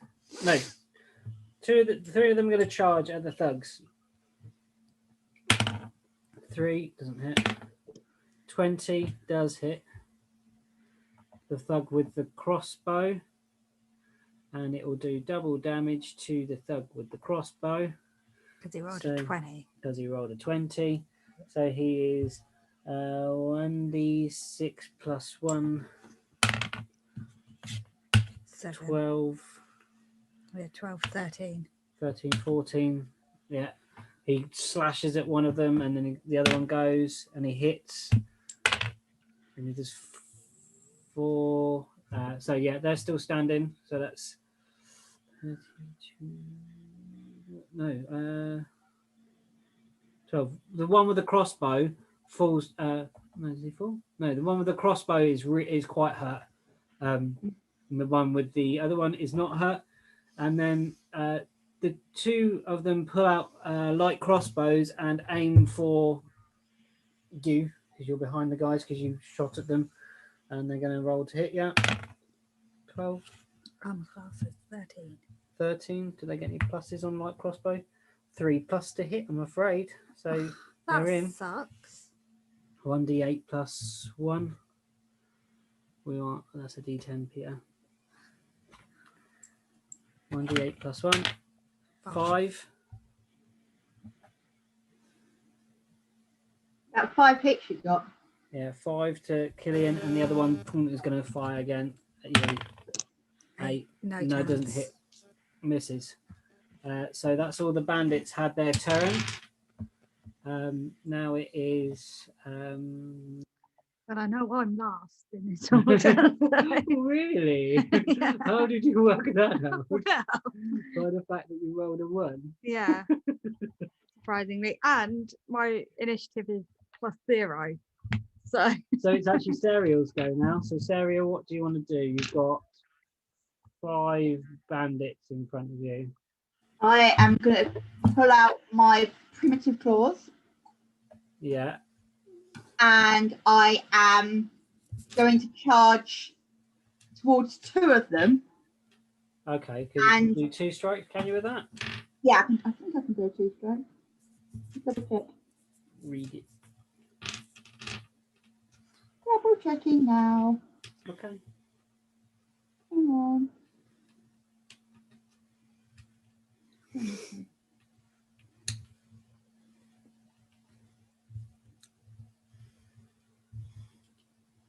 Oh no, 1. Sorry, Okay. I stand corrected. It was the other one. Is it 1 action? It says make a melee spell against 1 creature within 5 feet of you. Okay. On a hit, the target takes 1d10 acid damage. Okay, go for it then. Do it. So roll for a hit. I've got them out that screen now. Roll for a hit. this is really bugging me. 18, Yeah, you hit him. Yeah. and then I roll the other one, yeah? Yeah, you hit the damage one next to it. 3. Okay. Yeah, so you slash away at this guy. You see like green slime shoot up through the wounds that you've cut upon him, and he drops to the floor in a heap, foaming at the mouth from the poison that you have inflicted. And can you do a bonus action? Is there it on your actions page?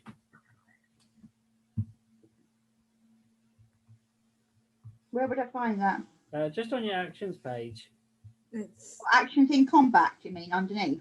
yeah, so if where you are on your actions, Scroll down. like, I'll show you mine. Like, action. Oh, 2 bonus actions, 2 weapon fighting.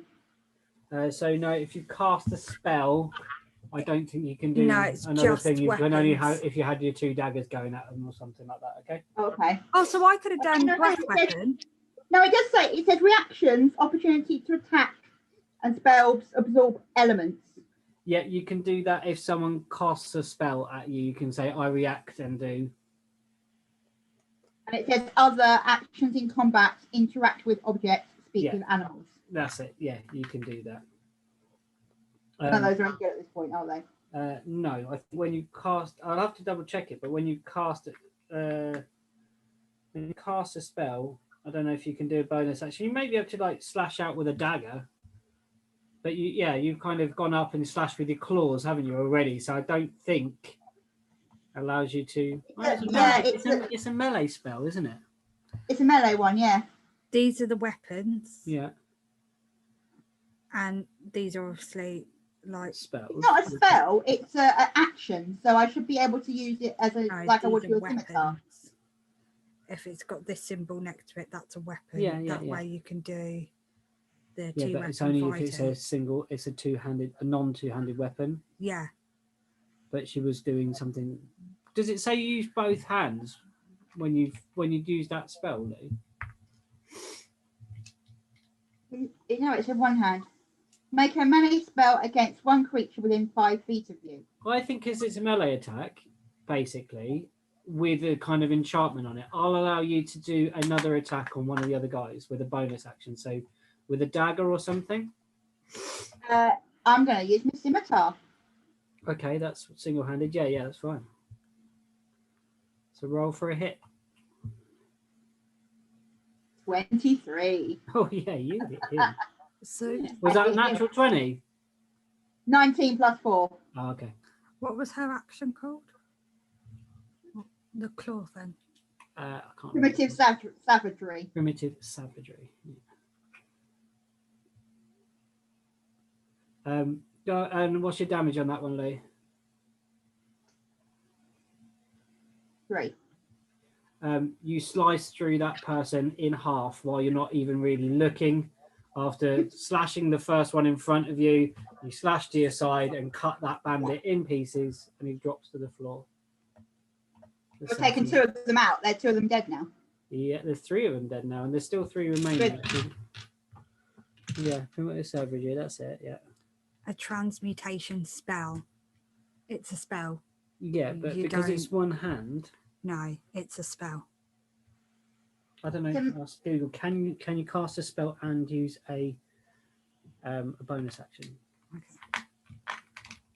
We're just doing a bit of googling. We'll let you do it now for anyway because I said I'd honour it, but for future reference. For future reference, kind of why I can do both. Can I cast a spell and do a bonus action? Can you cast a spell and a bonus action spell? Yeah. No, bonus action. Yeah. I'm not doing 2 spells at the same time. And primitive savagery is a cantrip, druid cantrip. Yeah. And it's melee. Oh, it's melee, yeah. So I'm kind of thinking you charged your claw up and you kind of slashed at him and then went. Yeah. Yeah. And the results are.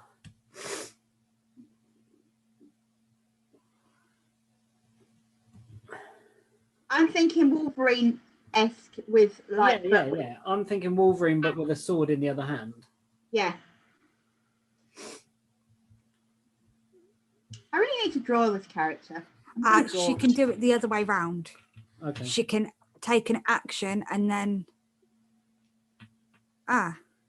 Yeah. So you can do an action and then cast a spell as your bonus action, but you can't cast a spell and then do an action as your.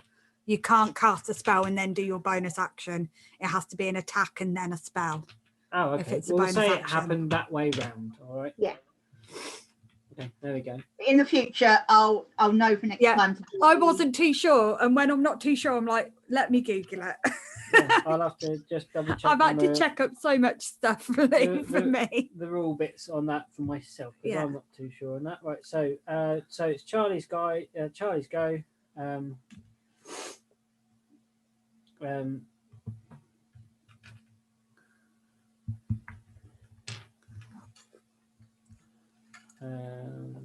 He's going to. Oh, whoa! Did you do what I did? No, I didn't. I did somehow, but I didn't even press a back button because my phone doesn't have a back button that works. So... Your back button doesn't work. No. Oh yeah, it's that phone, not I was just like, have you broken that? If it was me, I'd understand. So Charlie is going to remember what Charlie's weapons are. He's got a warhammer. Charlie's I going can to just cast. picture a crow in armor holding a pigeon in armor holding a warhammer. When we made them, it was so much fun.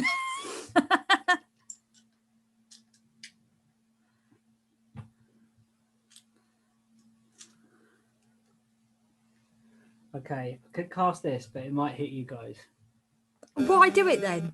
because it will get the rest of them. Why? All right. Okay. All right. They seem to be dropping like flies. So I'm going to I'm going to run towards one of them with my warhammer, and I'm going to try and I'm going to strike him with a warhammer single-handedly, just like this. Yeah. So I'm going to roll Take his kneecaps out. natural one. So I roll, and then I'm going to have to do some damage somewhere else, probably to myself.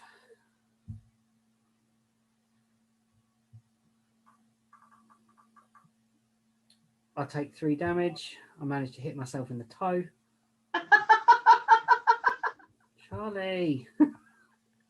Charlie. Picture it. I can just picture he You falls did put it in. over. He's probably still got some of that wine in him. I know it was Gillian that's the wine. That's only Maybe there was 2. something in the drink. Oh no, you had the drink at the mayor's office. Maybe that's No, just- you did. That's why, You had 11 out of 13 to start with. Oh, okay. that's why you've got 3 damage. There. Yeah. Apply. Okay. Okay. So, and then I'm not going to be able to do my bonus attack because I missed, basically. Okay. Because I'm just like, I think that's a fair of a 1 misfortune. Right. I'm going to do I'm going to use my dagger. Right. No, my quarterstaff. Single-handedly, they're not. If you're going to try and do something else as well. Yeah. So 6. plus 4, 10.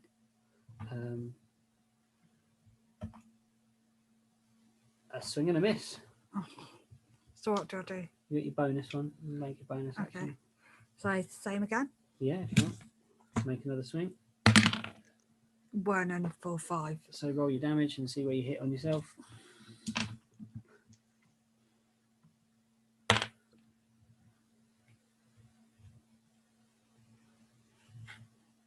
Five. We're doing very badly in this fight, by the way. You two are no good at this fight. Hey! I did the first lot. Okay, so then it's going back round. That's Killian's go. It's back to it's our thugs goes. Hmm. So the crossbow one's gonna go, and he's gonna try and thunk another one. 11, yeah. Was I just out then of hitting him? He's 12. And then he does heavy crossbow is 1d10 or 5. Yeah, so 5 is the average. Yeah, so he skewers another one, and it falls to the floor. down to 2. Down to 2 left. Yeah, and the other one's going to just charge up this time, not with a flame. 6 plus 4. No, it doesn't 10. hit. Doesn't hit. Oh, that can make 2 melee attacks. Goes again. And he misses. Yeah, so the thugs run up, made 2 attacks and missed those What 2. damage does he take then? What about the other thug? Did he not be able to use 2 attacks? He can only use the crossbow, can only be fired once. Oh, okay. Okay, so now it's on to Down to me, isn't it? So sort no, sorts out. it's on to they're all dead. This guy. So he's going to attack the guy that's up in his grill, swinging manically at him, which was the one that had already had some hits. 15. Oh, he's gonna get hit, I think. Mm. And 4. So he's down to. Yeah, he's looking pretty grim. And then the other one's going to attack the one that hit his mate with a crossbow. So he's going to roll to hit. 19. He hits, and then he does another 4. So that's the first hits on him. So he's looking all right. So now it's back round to Sariel. What about Charlie? Quick question. Yeah. I've just discovered I've got a thing called wild shape. Yeah. So I can magically, it says as an action, you can magically assume the shape of a beast that you've seen before twice per short rest. Yes. Max CR 104, no flying or swimming speed. Max CR half, no flying speed. Max CR 1. I don't know what any of that means. So you need to choose what you'd want to choose what animal you would choose. We'd probably be able to do that in the next one. I'll go through it with you on a separate chat on how to use your wild shape ability. Okay. Basically, you can become any animal that you might commonly have seen. So being an elf of the woods, that would probably include things like bears, foxes, Squirrels. I was just wondering whether I could turn into one of those giant spiders we saw earlier on. You could turn into a giant spider. And you have seen them. Yeah, I have seen them. And then how do I fight with it? I have never used the wild shape thing myself, so I will have to have a quick Research it and get back to it. Yeah, so it's your go. Go on. Anyway, I'll be a spider next time. Yeah, thank you. I'm going to get my scimitar and I am put it up and shove it right into their chest. Okay. So roll to hit. So I love that Lou did the action for that. Yeah. Like that. Just shove it right into their chest. I'm not very elven like am I at the moment. 14. Yeah, that hits.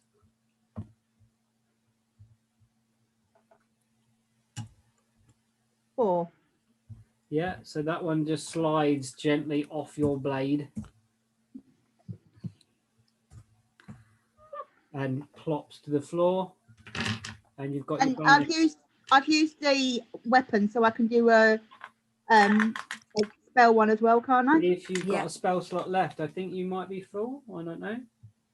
Well, the Or a cantrip. savagery is a cantrip, so I can use it Yeah, you multiple can times, use the can't I? cantrip, no problem. So I'm going to use my primitive savagery, which I can't say. Okay, again. so you've got to make a melee attack. For hits. 9. 9. No, you're missing with your primitive savagery. So there's one guy still standing, and Charlie goes for it again. So Charlie, Come on, Charlie, please. He's actually should be really good with the warhammer. It's just like You're also so damn clumsy. he's just a klutz, isn't he? He really is an absolute dish. Come on, Charles.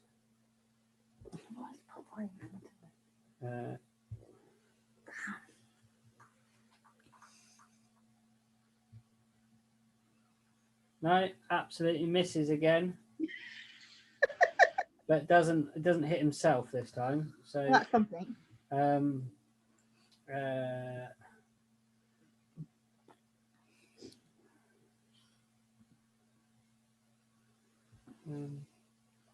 Can he do? What could he fight 2 weapons with? Oh, he could do an unarmed strike. So he's going to go an unarmed. He's going to go with his talons. Hey! Woo! Go on, Charlie, again.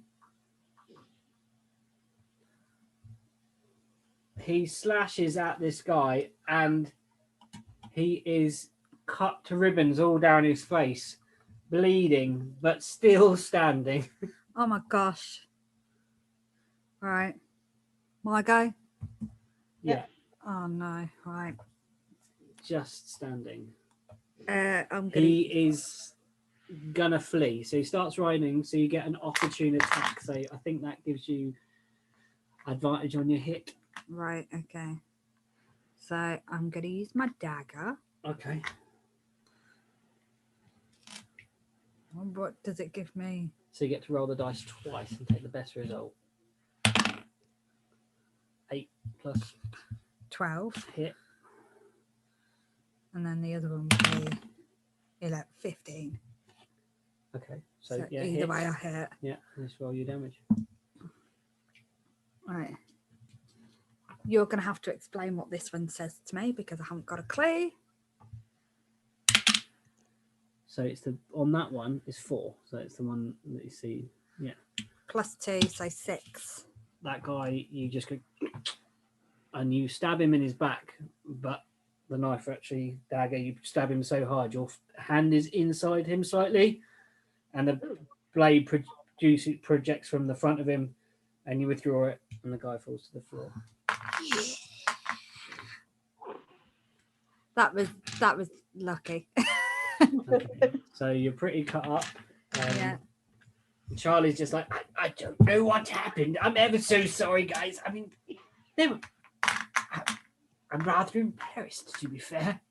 It's all right, Charlie. We always assumed that you're not going to be much help in a fight, so He have other technically should be really good, but I just got rubbish dice. It's Charlie. Just can't roll. So, and I think Charlie. it is literally it's Charlie. Like when I'm rolling the enemy dice, natural 20s all the time. But no, Not with Charlie. not with Charlie. No. Right, before we head off any further, can I ask Sorrel to do Healing Hand on me, please? Yes, you can. of course I can, Todd. Or I can do it if you've got no spell slots. I can do a proper one. I can do like a big heal. Well, I'm down to 2 health. Okay. Like, Yeah, get so help. And let me do a big heal on you. See if we can do a big heal on you. So I can do healing word, or I can do cure wounds. I'm kind of like dragging myself across I'm the gonna floor. do cure wounds. So I can put my hands on you. It takes gain 7. Brilliant, thank you. 1, 2, 3. Yeah, I only had one spell slot left, so Yeah, and that leaves me with none. Now I've got no. Yay. I've got my cantrips that get no Yeah. for the spells. Sorry, I was just kind of dragging Okay. myself across the floor. I've got no cantrips and one spell left, so yeah. So you're standing there, breathing heavily after this surprise attack of a cart smashing into the wall. Yeah. And dead what appear to be assassins around you, or dressed as assassins. Okay. I think Shall we just head to the church? let's go to the church. There's nothing else to attack us. I think we go back onto the main road. I don't think we should carry on down that little road. No, I think just go onto the back main onto the main road. But stay quite close to the buildings, so we can sort of skirt down the little roads if we need to. Yeah. Okay, perception checks, everybody. Right.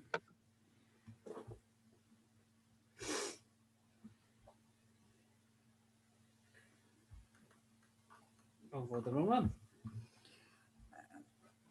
This one. Oh, because that's the book. 10.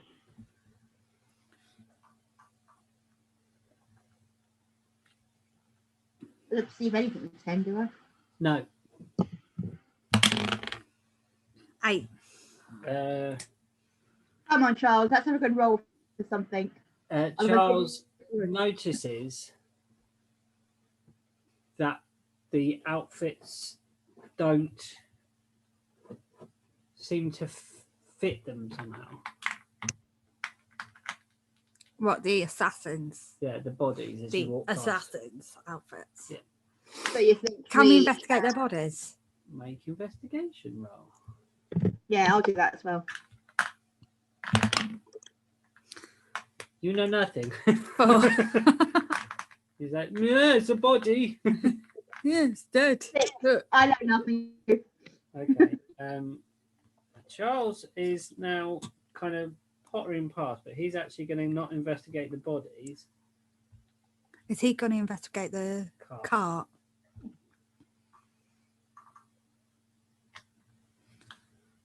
Nine. 9. No, so nothing really untoward about any of this, it would appear. It's because we're all stupid and didn't not noticing anything. Yeah, okay, so you're back on the main road and you're heading southerly towards the church. Yeah. Get healed up. You got one of your men with you. He's pretty hurt right now, and you're walking down. What happened to the other one? There's 2 with you. One of them only took a couple of points of damage. The other one's kind of limping, needing a bit of help. Right, okay.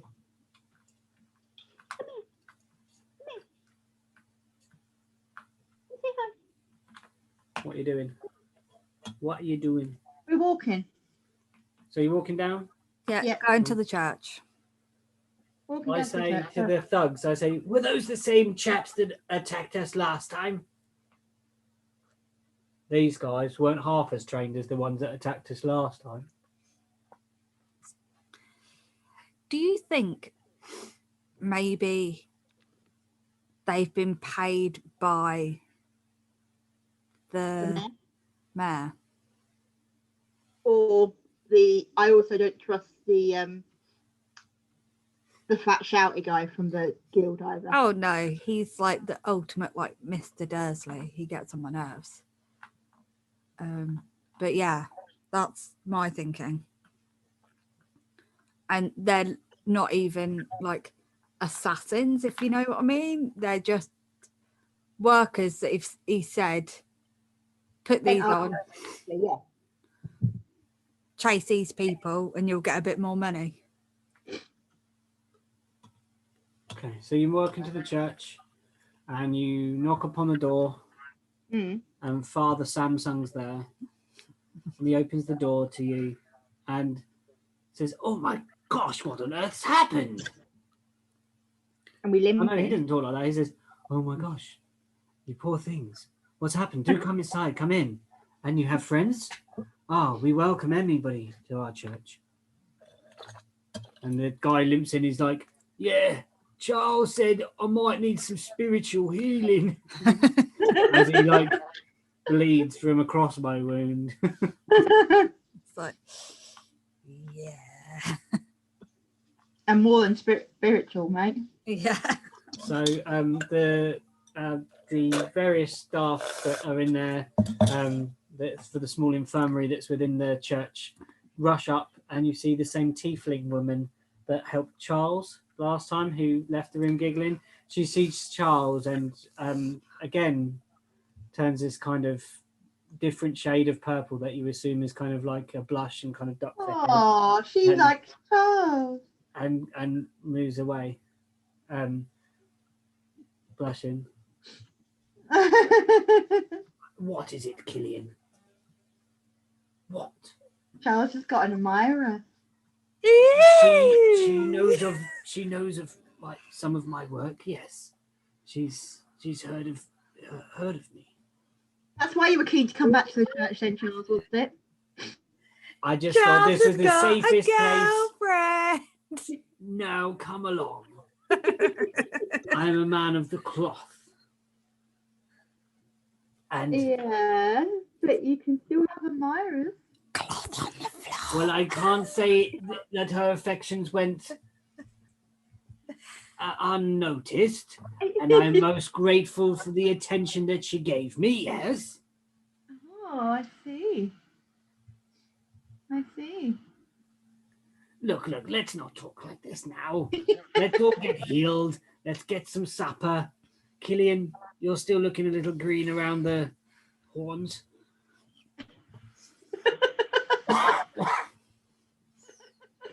My horns are green. Well, greener than an off green. You know what I mean. So are we doing a short rest here? I think this is a time for doing a long rest where we can heal our wounds and rest ourselves up. Yep. Okay, so We haven't had a long rest in a few days. why not a long rest, everybody? Yeah, let's do a long rest then. Yeah, we have not done a long rest Long in a few days. rest. Boom. Let's see if you can like hand it to me without turning the torch on. I really wish I did. I press a button? Where's the torch button? You swiped the screen down and it turns the torch on. Yeah. Right. I've had a few rests now. Don't. It took me ages to get used to this phone. You remembered how to do it, Lee? Let's No. see. Tap your character on the actual face, the picture. Long rest. Tap long rest. Take long rest and then confirm. And you are long rested and your hit points are back up. Awesome. Yay! And then And so that was XP 100 and are you trying to add it up? Do you want That's me all right, to? I've got it here. I got it here. Don't Okay. you worry. No, I just know you struggle on being helpful. Yeah, you are. You are quite Heffel. helpful. I'm heffel. Yeah. I'm quite So heffel. actually, it's 50 per person. Is that it? Yeah. Yeah. So that should tell you something also. Yeah, they weren't assassins. No. Like at all.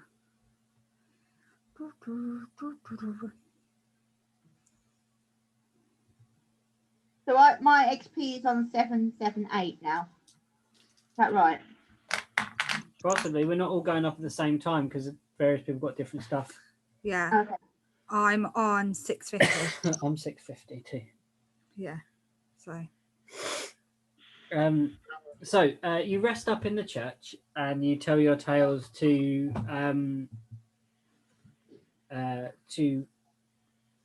Father Samsung.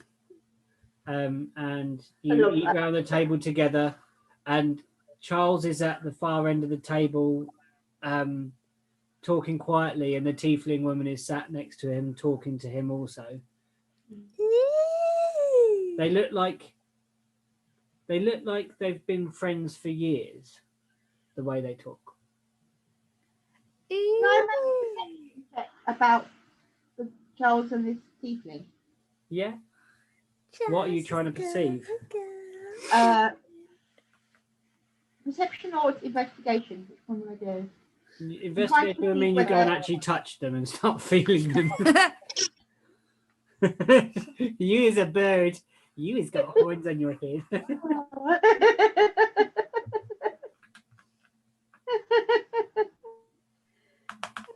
I'm trying to perceive whether I just stroked your face. they are if there's more to their friendship than meets the eye. And I've just rolled 24, I promise. You believe that it is a level of respect that veers on. It's based in the religion. It's based in the worship of Melora. And that all of Charles's pomp to being a servant of Melora has rung true to many people's ears as he has spread the good word of Melora and the goddess as the goddess of the tempest and of the wilderness, and that even this tiefling, who is half devil in appearance, has found some sort of salvation, possibly through something that Charles has done or through a sermon that Charles may have given somewhere. I've got this right. He's converted a half devil tiefling to the way of his god. That's what you feel. He did actually say to you before, I'd never believe it. A tiefling. When she left the room after he had been really beat up by the fish. Yeah. and they're just chatting away down the bottom end of the table, So quite hushly and laughing and breaking bread and sharing wine. that's happened in just the time it took for him to rest up before. No, you believe this is something that Charles has done previously. Right. Okay. That's why they're so close. Yeah. Right. Although he didn't know, he doesn't. You don't perceive with that perception roll. You don't perceive that he'd met her. Right. Okay. But it was just until this point, because of his reaction when he said, "Would you believe it, a tiefling?" Yeah. It seemed like it was a surprise to him also. Sorry, I need to.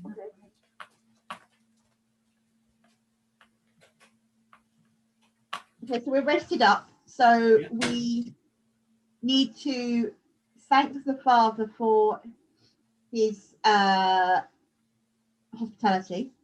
Yeah. And we've had a long rest, so can we look at our magic items? You can make an Arcana check.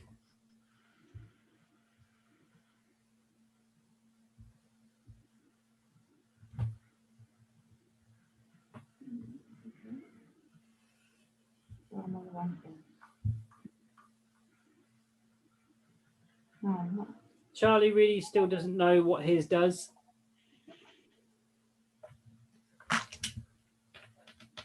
$13. You still don't know what yours does.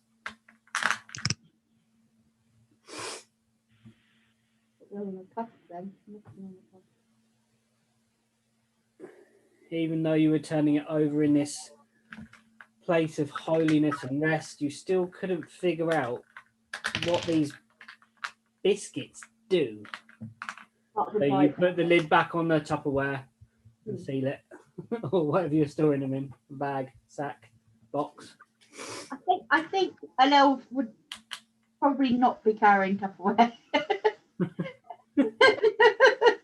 I imagined a tin to be something sort of wrapped in, like tissue wrapped in them, rather like a leaf, like she's wrapped them in a piece of a piece of a tree that she's found, like tree bark or something like that, yeah. And then bound it with grass that she's plaited from the banks. I like that a lot, yeah. So yeah, like, or the vines of coming down from the tree. Yeah. He's kind of made like this beautifully wrapped parcel that, with a simple pull of a knot, the whole thing delicately unfurls, and there's gingerbread men. Yeah. Rather than Tupperware. That kind of every so now and then she feels them wiggling in her pocket. But they're kept dry and they don't go stale. Yeah. Okay.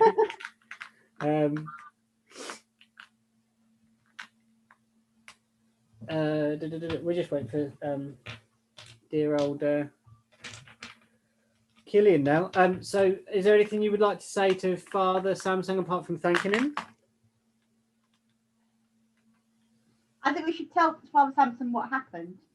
So I sit while we're sort of resting round the fire and tending to our wounds and like eating maybe I imagine bread and cheese or something like that. Mm-hmm. It's simple pie. It's simple grub. There is a stew in the fire going of like a little bit of sparse meat, lots of vegetables, but it's very flavorful, very well spiced. So while we're eating, we tell him of our Father, I'd like to tell you the tale of what we've been through over the last 2 days. And so we tell him of our tale of all the actions that happened to us in the maze, and also being taken in the snowflake, in the snow globe, over to the Christmas kingdom, and all the things that happened in the Christmas kingdom. And yeah, basically tell our story to him.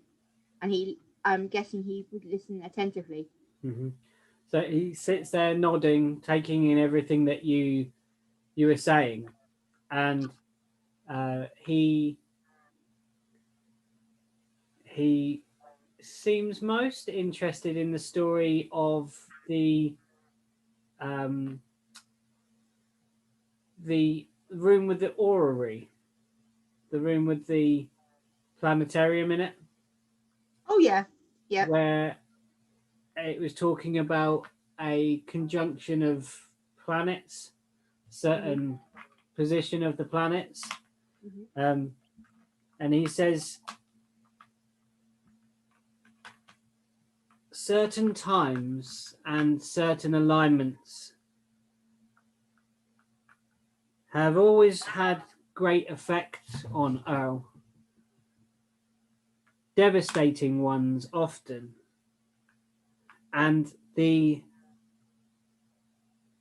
results of that can be seen on the scarred face of this world.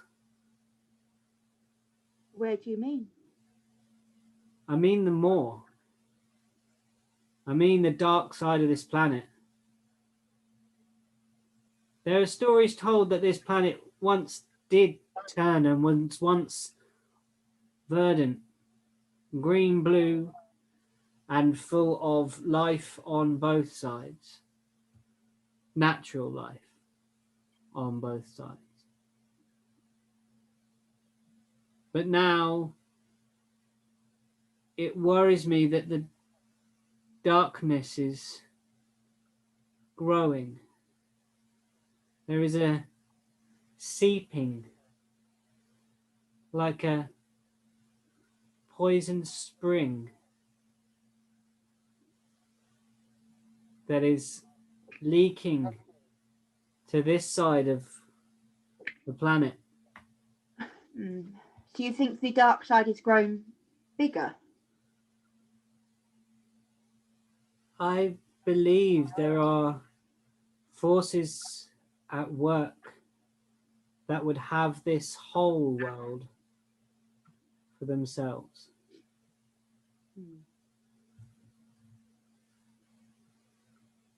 That's interesting. How have you come to that conclusion, Father? My studies here in the multi-faith disciplinary have led me to read many books. Great old tomes and the stories of old and the tales of the travelers that come through this place and spend a few nights and then they're on their way again, has left me with a grander picture of the way the world works, based in theology, but applied through living creatures. You sort of see the patterns falling into place, but you can't put your finger on it. An unease in the way some people smile, an unsettledness in the way that people go about their business. There are still the innocents, there are still the pure, I see them too, but more and more you see people twisted.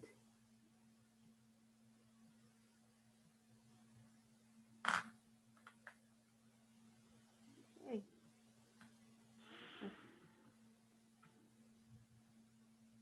Well, if we discover anything new about the dark side of the planet, would you like us to return to give you more information in the future?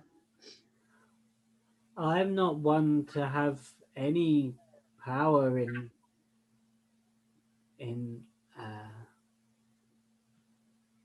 resolving any matters of such grandeur. You would need great heroes, great leaders, and many people to be able to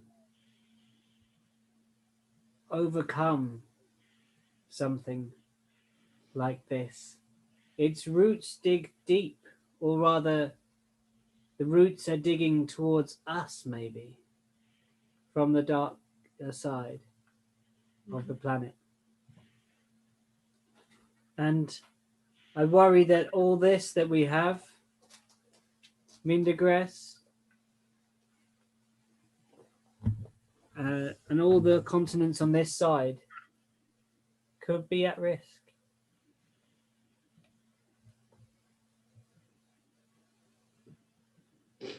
So Killian, I've been talking with Lava, and he's worried about the dark side of the planet sort of seeping into the living side of the planet and the darkness growing. Right. And I asked him whether if we found anything out about this, whether he would like us to return, but he said it's not within his power to do anything about it. It's down to heroes or many other people to defeat this darkness. It was just something he observed with the people that have come through his church in the recent times.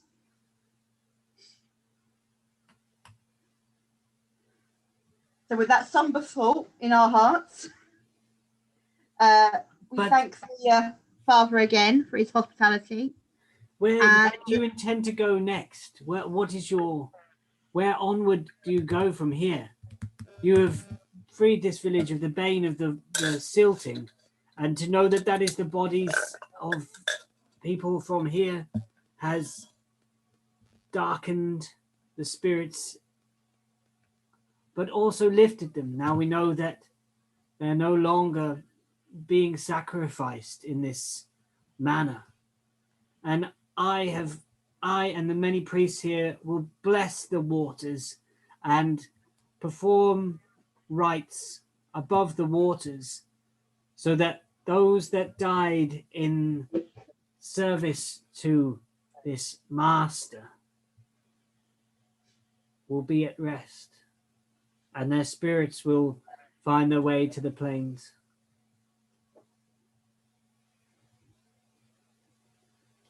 Question: we're gonna head back to our boat, I think, and then decide where we go next.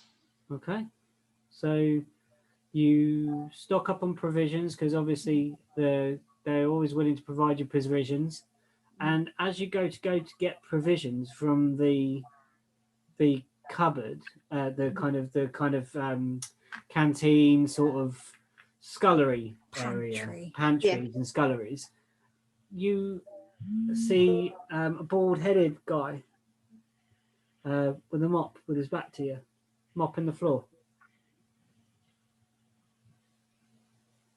Is that the guy we saw in the street before?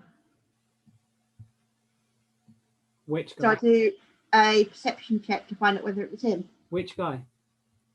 I can't remember his name.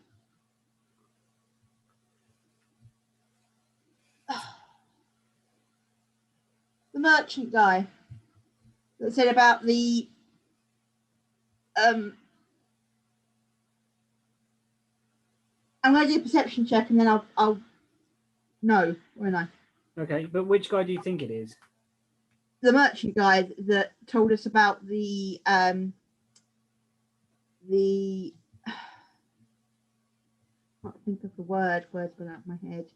The poor conditions? Yeah. That guy, the guy that was the worker at the silting plant? Yeah. No, you don't think it's him. Okay.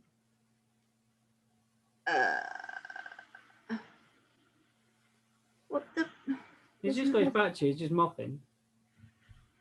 Don't trust him. You wouldn't have mentioned it if it wasn't significant. I want to. I'm going to tap this guy. Excuse me, sir. He turns around and goes, oh, hello, my lady of the forest. How are you? And you realise it's the thug, one of the thugs that was with you before, the one that was most hurt. Okay. But he's shaved all of his hair away, his eyebrows included, completely clean shaven, and he's wearing just like a sackcloth robe. So he's a monk now. Ask him. Seems to have changed your appearance somewhat since the last time we met. Have you converted to the church now? I've seen the error of my ways. The many, many errors and the many, many sleepless nights and many, many bloody hands that I've had. And Charles here has shown me the way. He pointed me in the right direction. He didn't tell me what to do, just gave me the option. It sort of felt like this was my path. And so, to make amends for all the cruelty and malice that I've put into the world, I'm staying here. I've handed in my notice and seeking sanctuary from the church with Father Samsung, and I will remain here. Fair enough. Can I help you? Can I help you with anything? The so-called assassins. Yes. Do you know who they were? Well, they weren't the ones that were attacking you when we were at the mayor's office, for sure. Those guys could shoot a bow and arrow. The guys that you fought, complete and utter pillocks, amateurs. Where do you think they were from? Do you think they could have been from the guilds or the mayor's office himself? I couldn't really say, but there is so much manoeuvrings that are beyond my reckoning. The tales that they weave are above my level of, would you say, above my level of Pain. sophistication in the old brain box, I'd say. Right, okay. But they're always at each other's throats, and there's always a struggle for, what I said, the things in your pockets that jingle and jangle.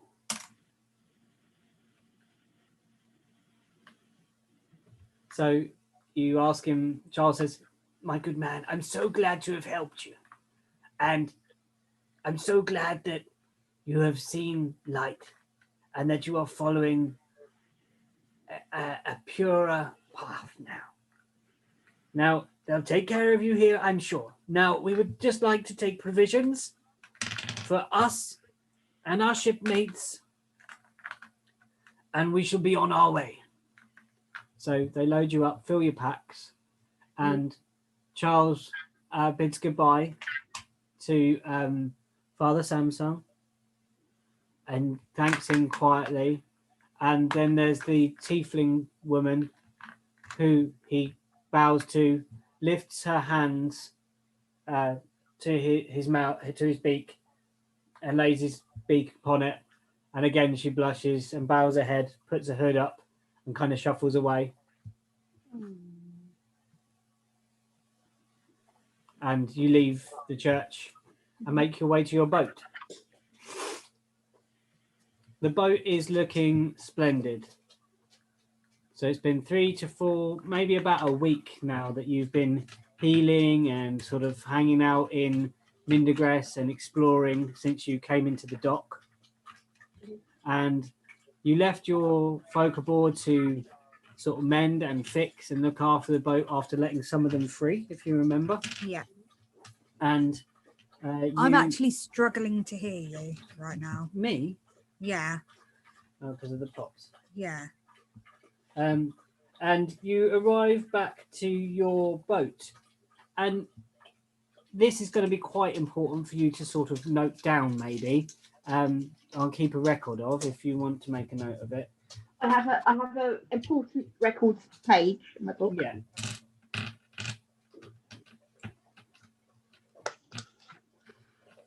So when you were traveling down the coast towards Mindegres, you obviously had your people aboard, and you got to know them after some time. But when we left them, you didn't actually have a record of their names, apart from a few of them. So there was the dwarf woman who was called Grench Strongfist. Wrench strong. Toby, enough. Yeah. Get out. Yeah. Get on your bed, Ethan. There is the gnome, the technical one. She's called Taj, Tagje. Sorry, say that again. Tagje. And that's the gnome. And yeah, her surname's Hootsil, Hootsli. Hootsley. Hootsley. Yeah, you said Hootsel. Hootsley. Hootsley. And then there's obviously the human Harsel living his best life on his boat. My friend. My one and only friend. And there's 4 humans that are left. And they were all from one family, you've found out. They're from the Epen family. Epen? E-P-E-N. Or Yeah. E-double-P-E-N. And there's Hans. Malk. M-A-R-L-C. Sorry, say that again. There's Hans, H-A-N-S. Mm-hmm. There's Malk, M-A-R-L-C. Yeah. Simil, S-I-M-I-L. Yeah. And Greta. Can you hear it, Pete? Yeah. She's a natural sailor. Which one? Greta. Finn got it. What's the joke? That I'm not getting. Okay. No, and then Greta there's this- Thunberg. Oh wow, yeah, Greta Yeah. Thunberg. Not even think of that. And then next is as you walk towards the boat, Harsel shouts out, Killian, my old mate. Oh, Killian, so good to see you. Where have you been? Look what we've done to the boat. Check it out. And then all of a sudden, round your head, spinning round your head is Flix. Flix Peregrine, the sprite that you freed, excited to see you and sort of is trying to perch on your shoulder. Okay, yeah. And all That's Gillian's other friend, but she doesn't actually like this one. and then like Flix comes around and kind of spins around everyone's head and like greets everyone, super happy. And then out of the bottom of the ship, the one of the flaps comes open and out of it goes, "My friends, how are you doing? So good to see you." And it's the Luxodon, the elephant guy. And over the time, you learn that his name is Runest, Roonest. R-O-O-E-N-T. Go on. What is it? E-S-T. Runest. Runest Heap. Runest Heap. I could tell by the grin on your face. Do you like that name? I love that name. I can I think tell. that's a great name for an elephant man. You're mental. So what are you saying to these guys? Oh, my friends, it's so good to see you. It feels like an eternity since I've seen you. Let's get aboard. Come on, raise that gangplank. Come on, Killian, hurry up. Stop playing with this. You and Flix can play on board. Welcome. Thank you for doing up the boat. It looks amazing. We need to have a meeting and decide where we're going next. Have you heard anything whilst we've been away on our adventure? Has any news come to you while we have been on our quest? Well, gradually, Harsel says, what happened was there was a lot of very miserable faces around here and not a lot of traffic. And now there's a lot of traffic and a lot of smiles. So whatever you've done, it must have been bloody good. I just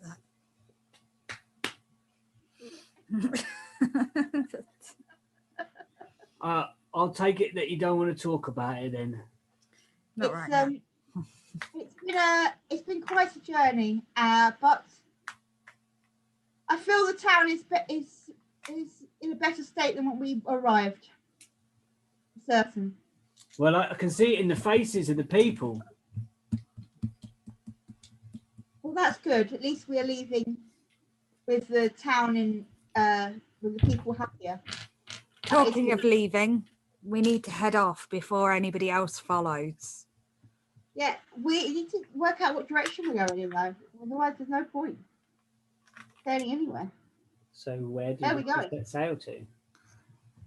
Lou's place. So you wish to set sail to Frohast? Well, we need Frohast. to go to the dragon first, don't we? Recharge is going to show you a way to get to Charlie's. Hector Right. Island. So Charlie or Serial. Let's go to the southern continent then. Okay. You. So is that what one's that? Serial. Right. Serial's mysterious letter from a dead king. Right. Yeah. Let's go there then. Let's go. We're a bit. Can you have the map, please? Can we have a look at the map of the I don't have it on this thing. It's in your message. But yeah, you can sail. You're sailing south. Well, we're already going south, aren't we? So we're going in that direction. It's not like we're going out of our way. Yeah. So you're sailing round the bottom of Gregdon towards Sorthal. Yeah, that's Okay. where we're heading then. And that's where we'll leave it for today then. We'll stop there. And you're on your way to find out the mysterious circumstances of this letter. Frohast. Frohast, the continent of Frohast. The letter was from the town of... Oh, what's that town called? Hold on, I'll grab the map for that one. I've got I don't know. it sitting right here. Mindegres. Mordensal. Mordensal is where the king was, the king of Frohast. I've got it all complete. I've got Mindegres written down there, so I've obviously got No, one. Mindegres was where you just were. We've just been. How do you spell Mordensal? More Morden Yeah. SAL. A-L. Mordensal It's the capital of the city continent. of the continent of Frohast, which is the southern continent. Yeah. Mhm. And that's where you did the well. You know that's where that king's seat of power was. Mm-hmm. So we believe him to be dead now. Yes. But I did a nice thing in the past, so the whoever is running the kingdom now owes me a favor. Could be.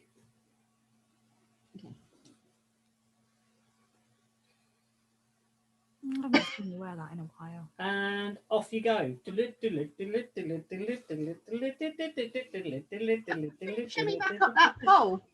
I'm Oh, right up on the bird's nest. I'm on the bird's nest. You're always at the bird's nest. Gillian, what are you doing? I don't Oh, know. you need to put your captain outfit back on. Yeah. Or else your pet chest's going to be grumpy with you. Yeah. I thought the one that liked to be captain was Housel. You're going to let Housel drive, right? Sail. Oh yeah, he is so happy. Like I'm just gonna let him be happy. So you can press as the captain and sort of direct the way. So there's this really beautiful moment where you're all aboard and there are smiles on everyone's faces. And Runist Heap pulls in the plank from the side and you start climbing up the rigging to go up to the crow's nest. And as you climb, there's Flix is spinning round, spreading her like pixie light as she flies up round you, as sprite light as she climbs up round you. Hans and Mark are like sweeping the deck and like cleaning the last few bits off, tying knots, and the sails drop and fill with wind, and the silt had been cleared from the front of Mindegres. and there is clear sailing all the way through, and the gnome is sat beside the wheel, and she's pulled out a small set of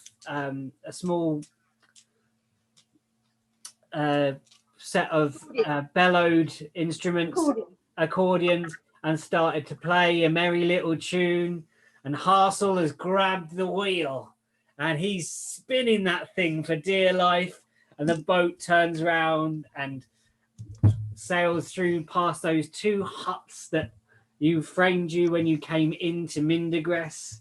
And the people and the towers are waving at you. And the bloke with his checkerboard, who was rather gruff before, looks up and catches your eyes and remembers your brave deeds and tips his little foreman's cap to you as you sail out into deepest blue. Oh.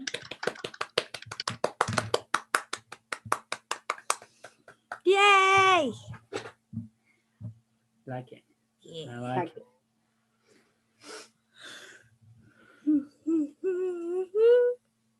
Well done, everybody. That was lovely. Yes.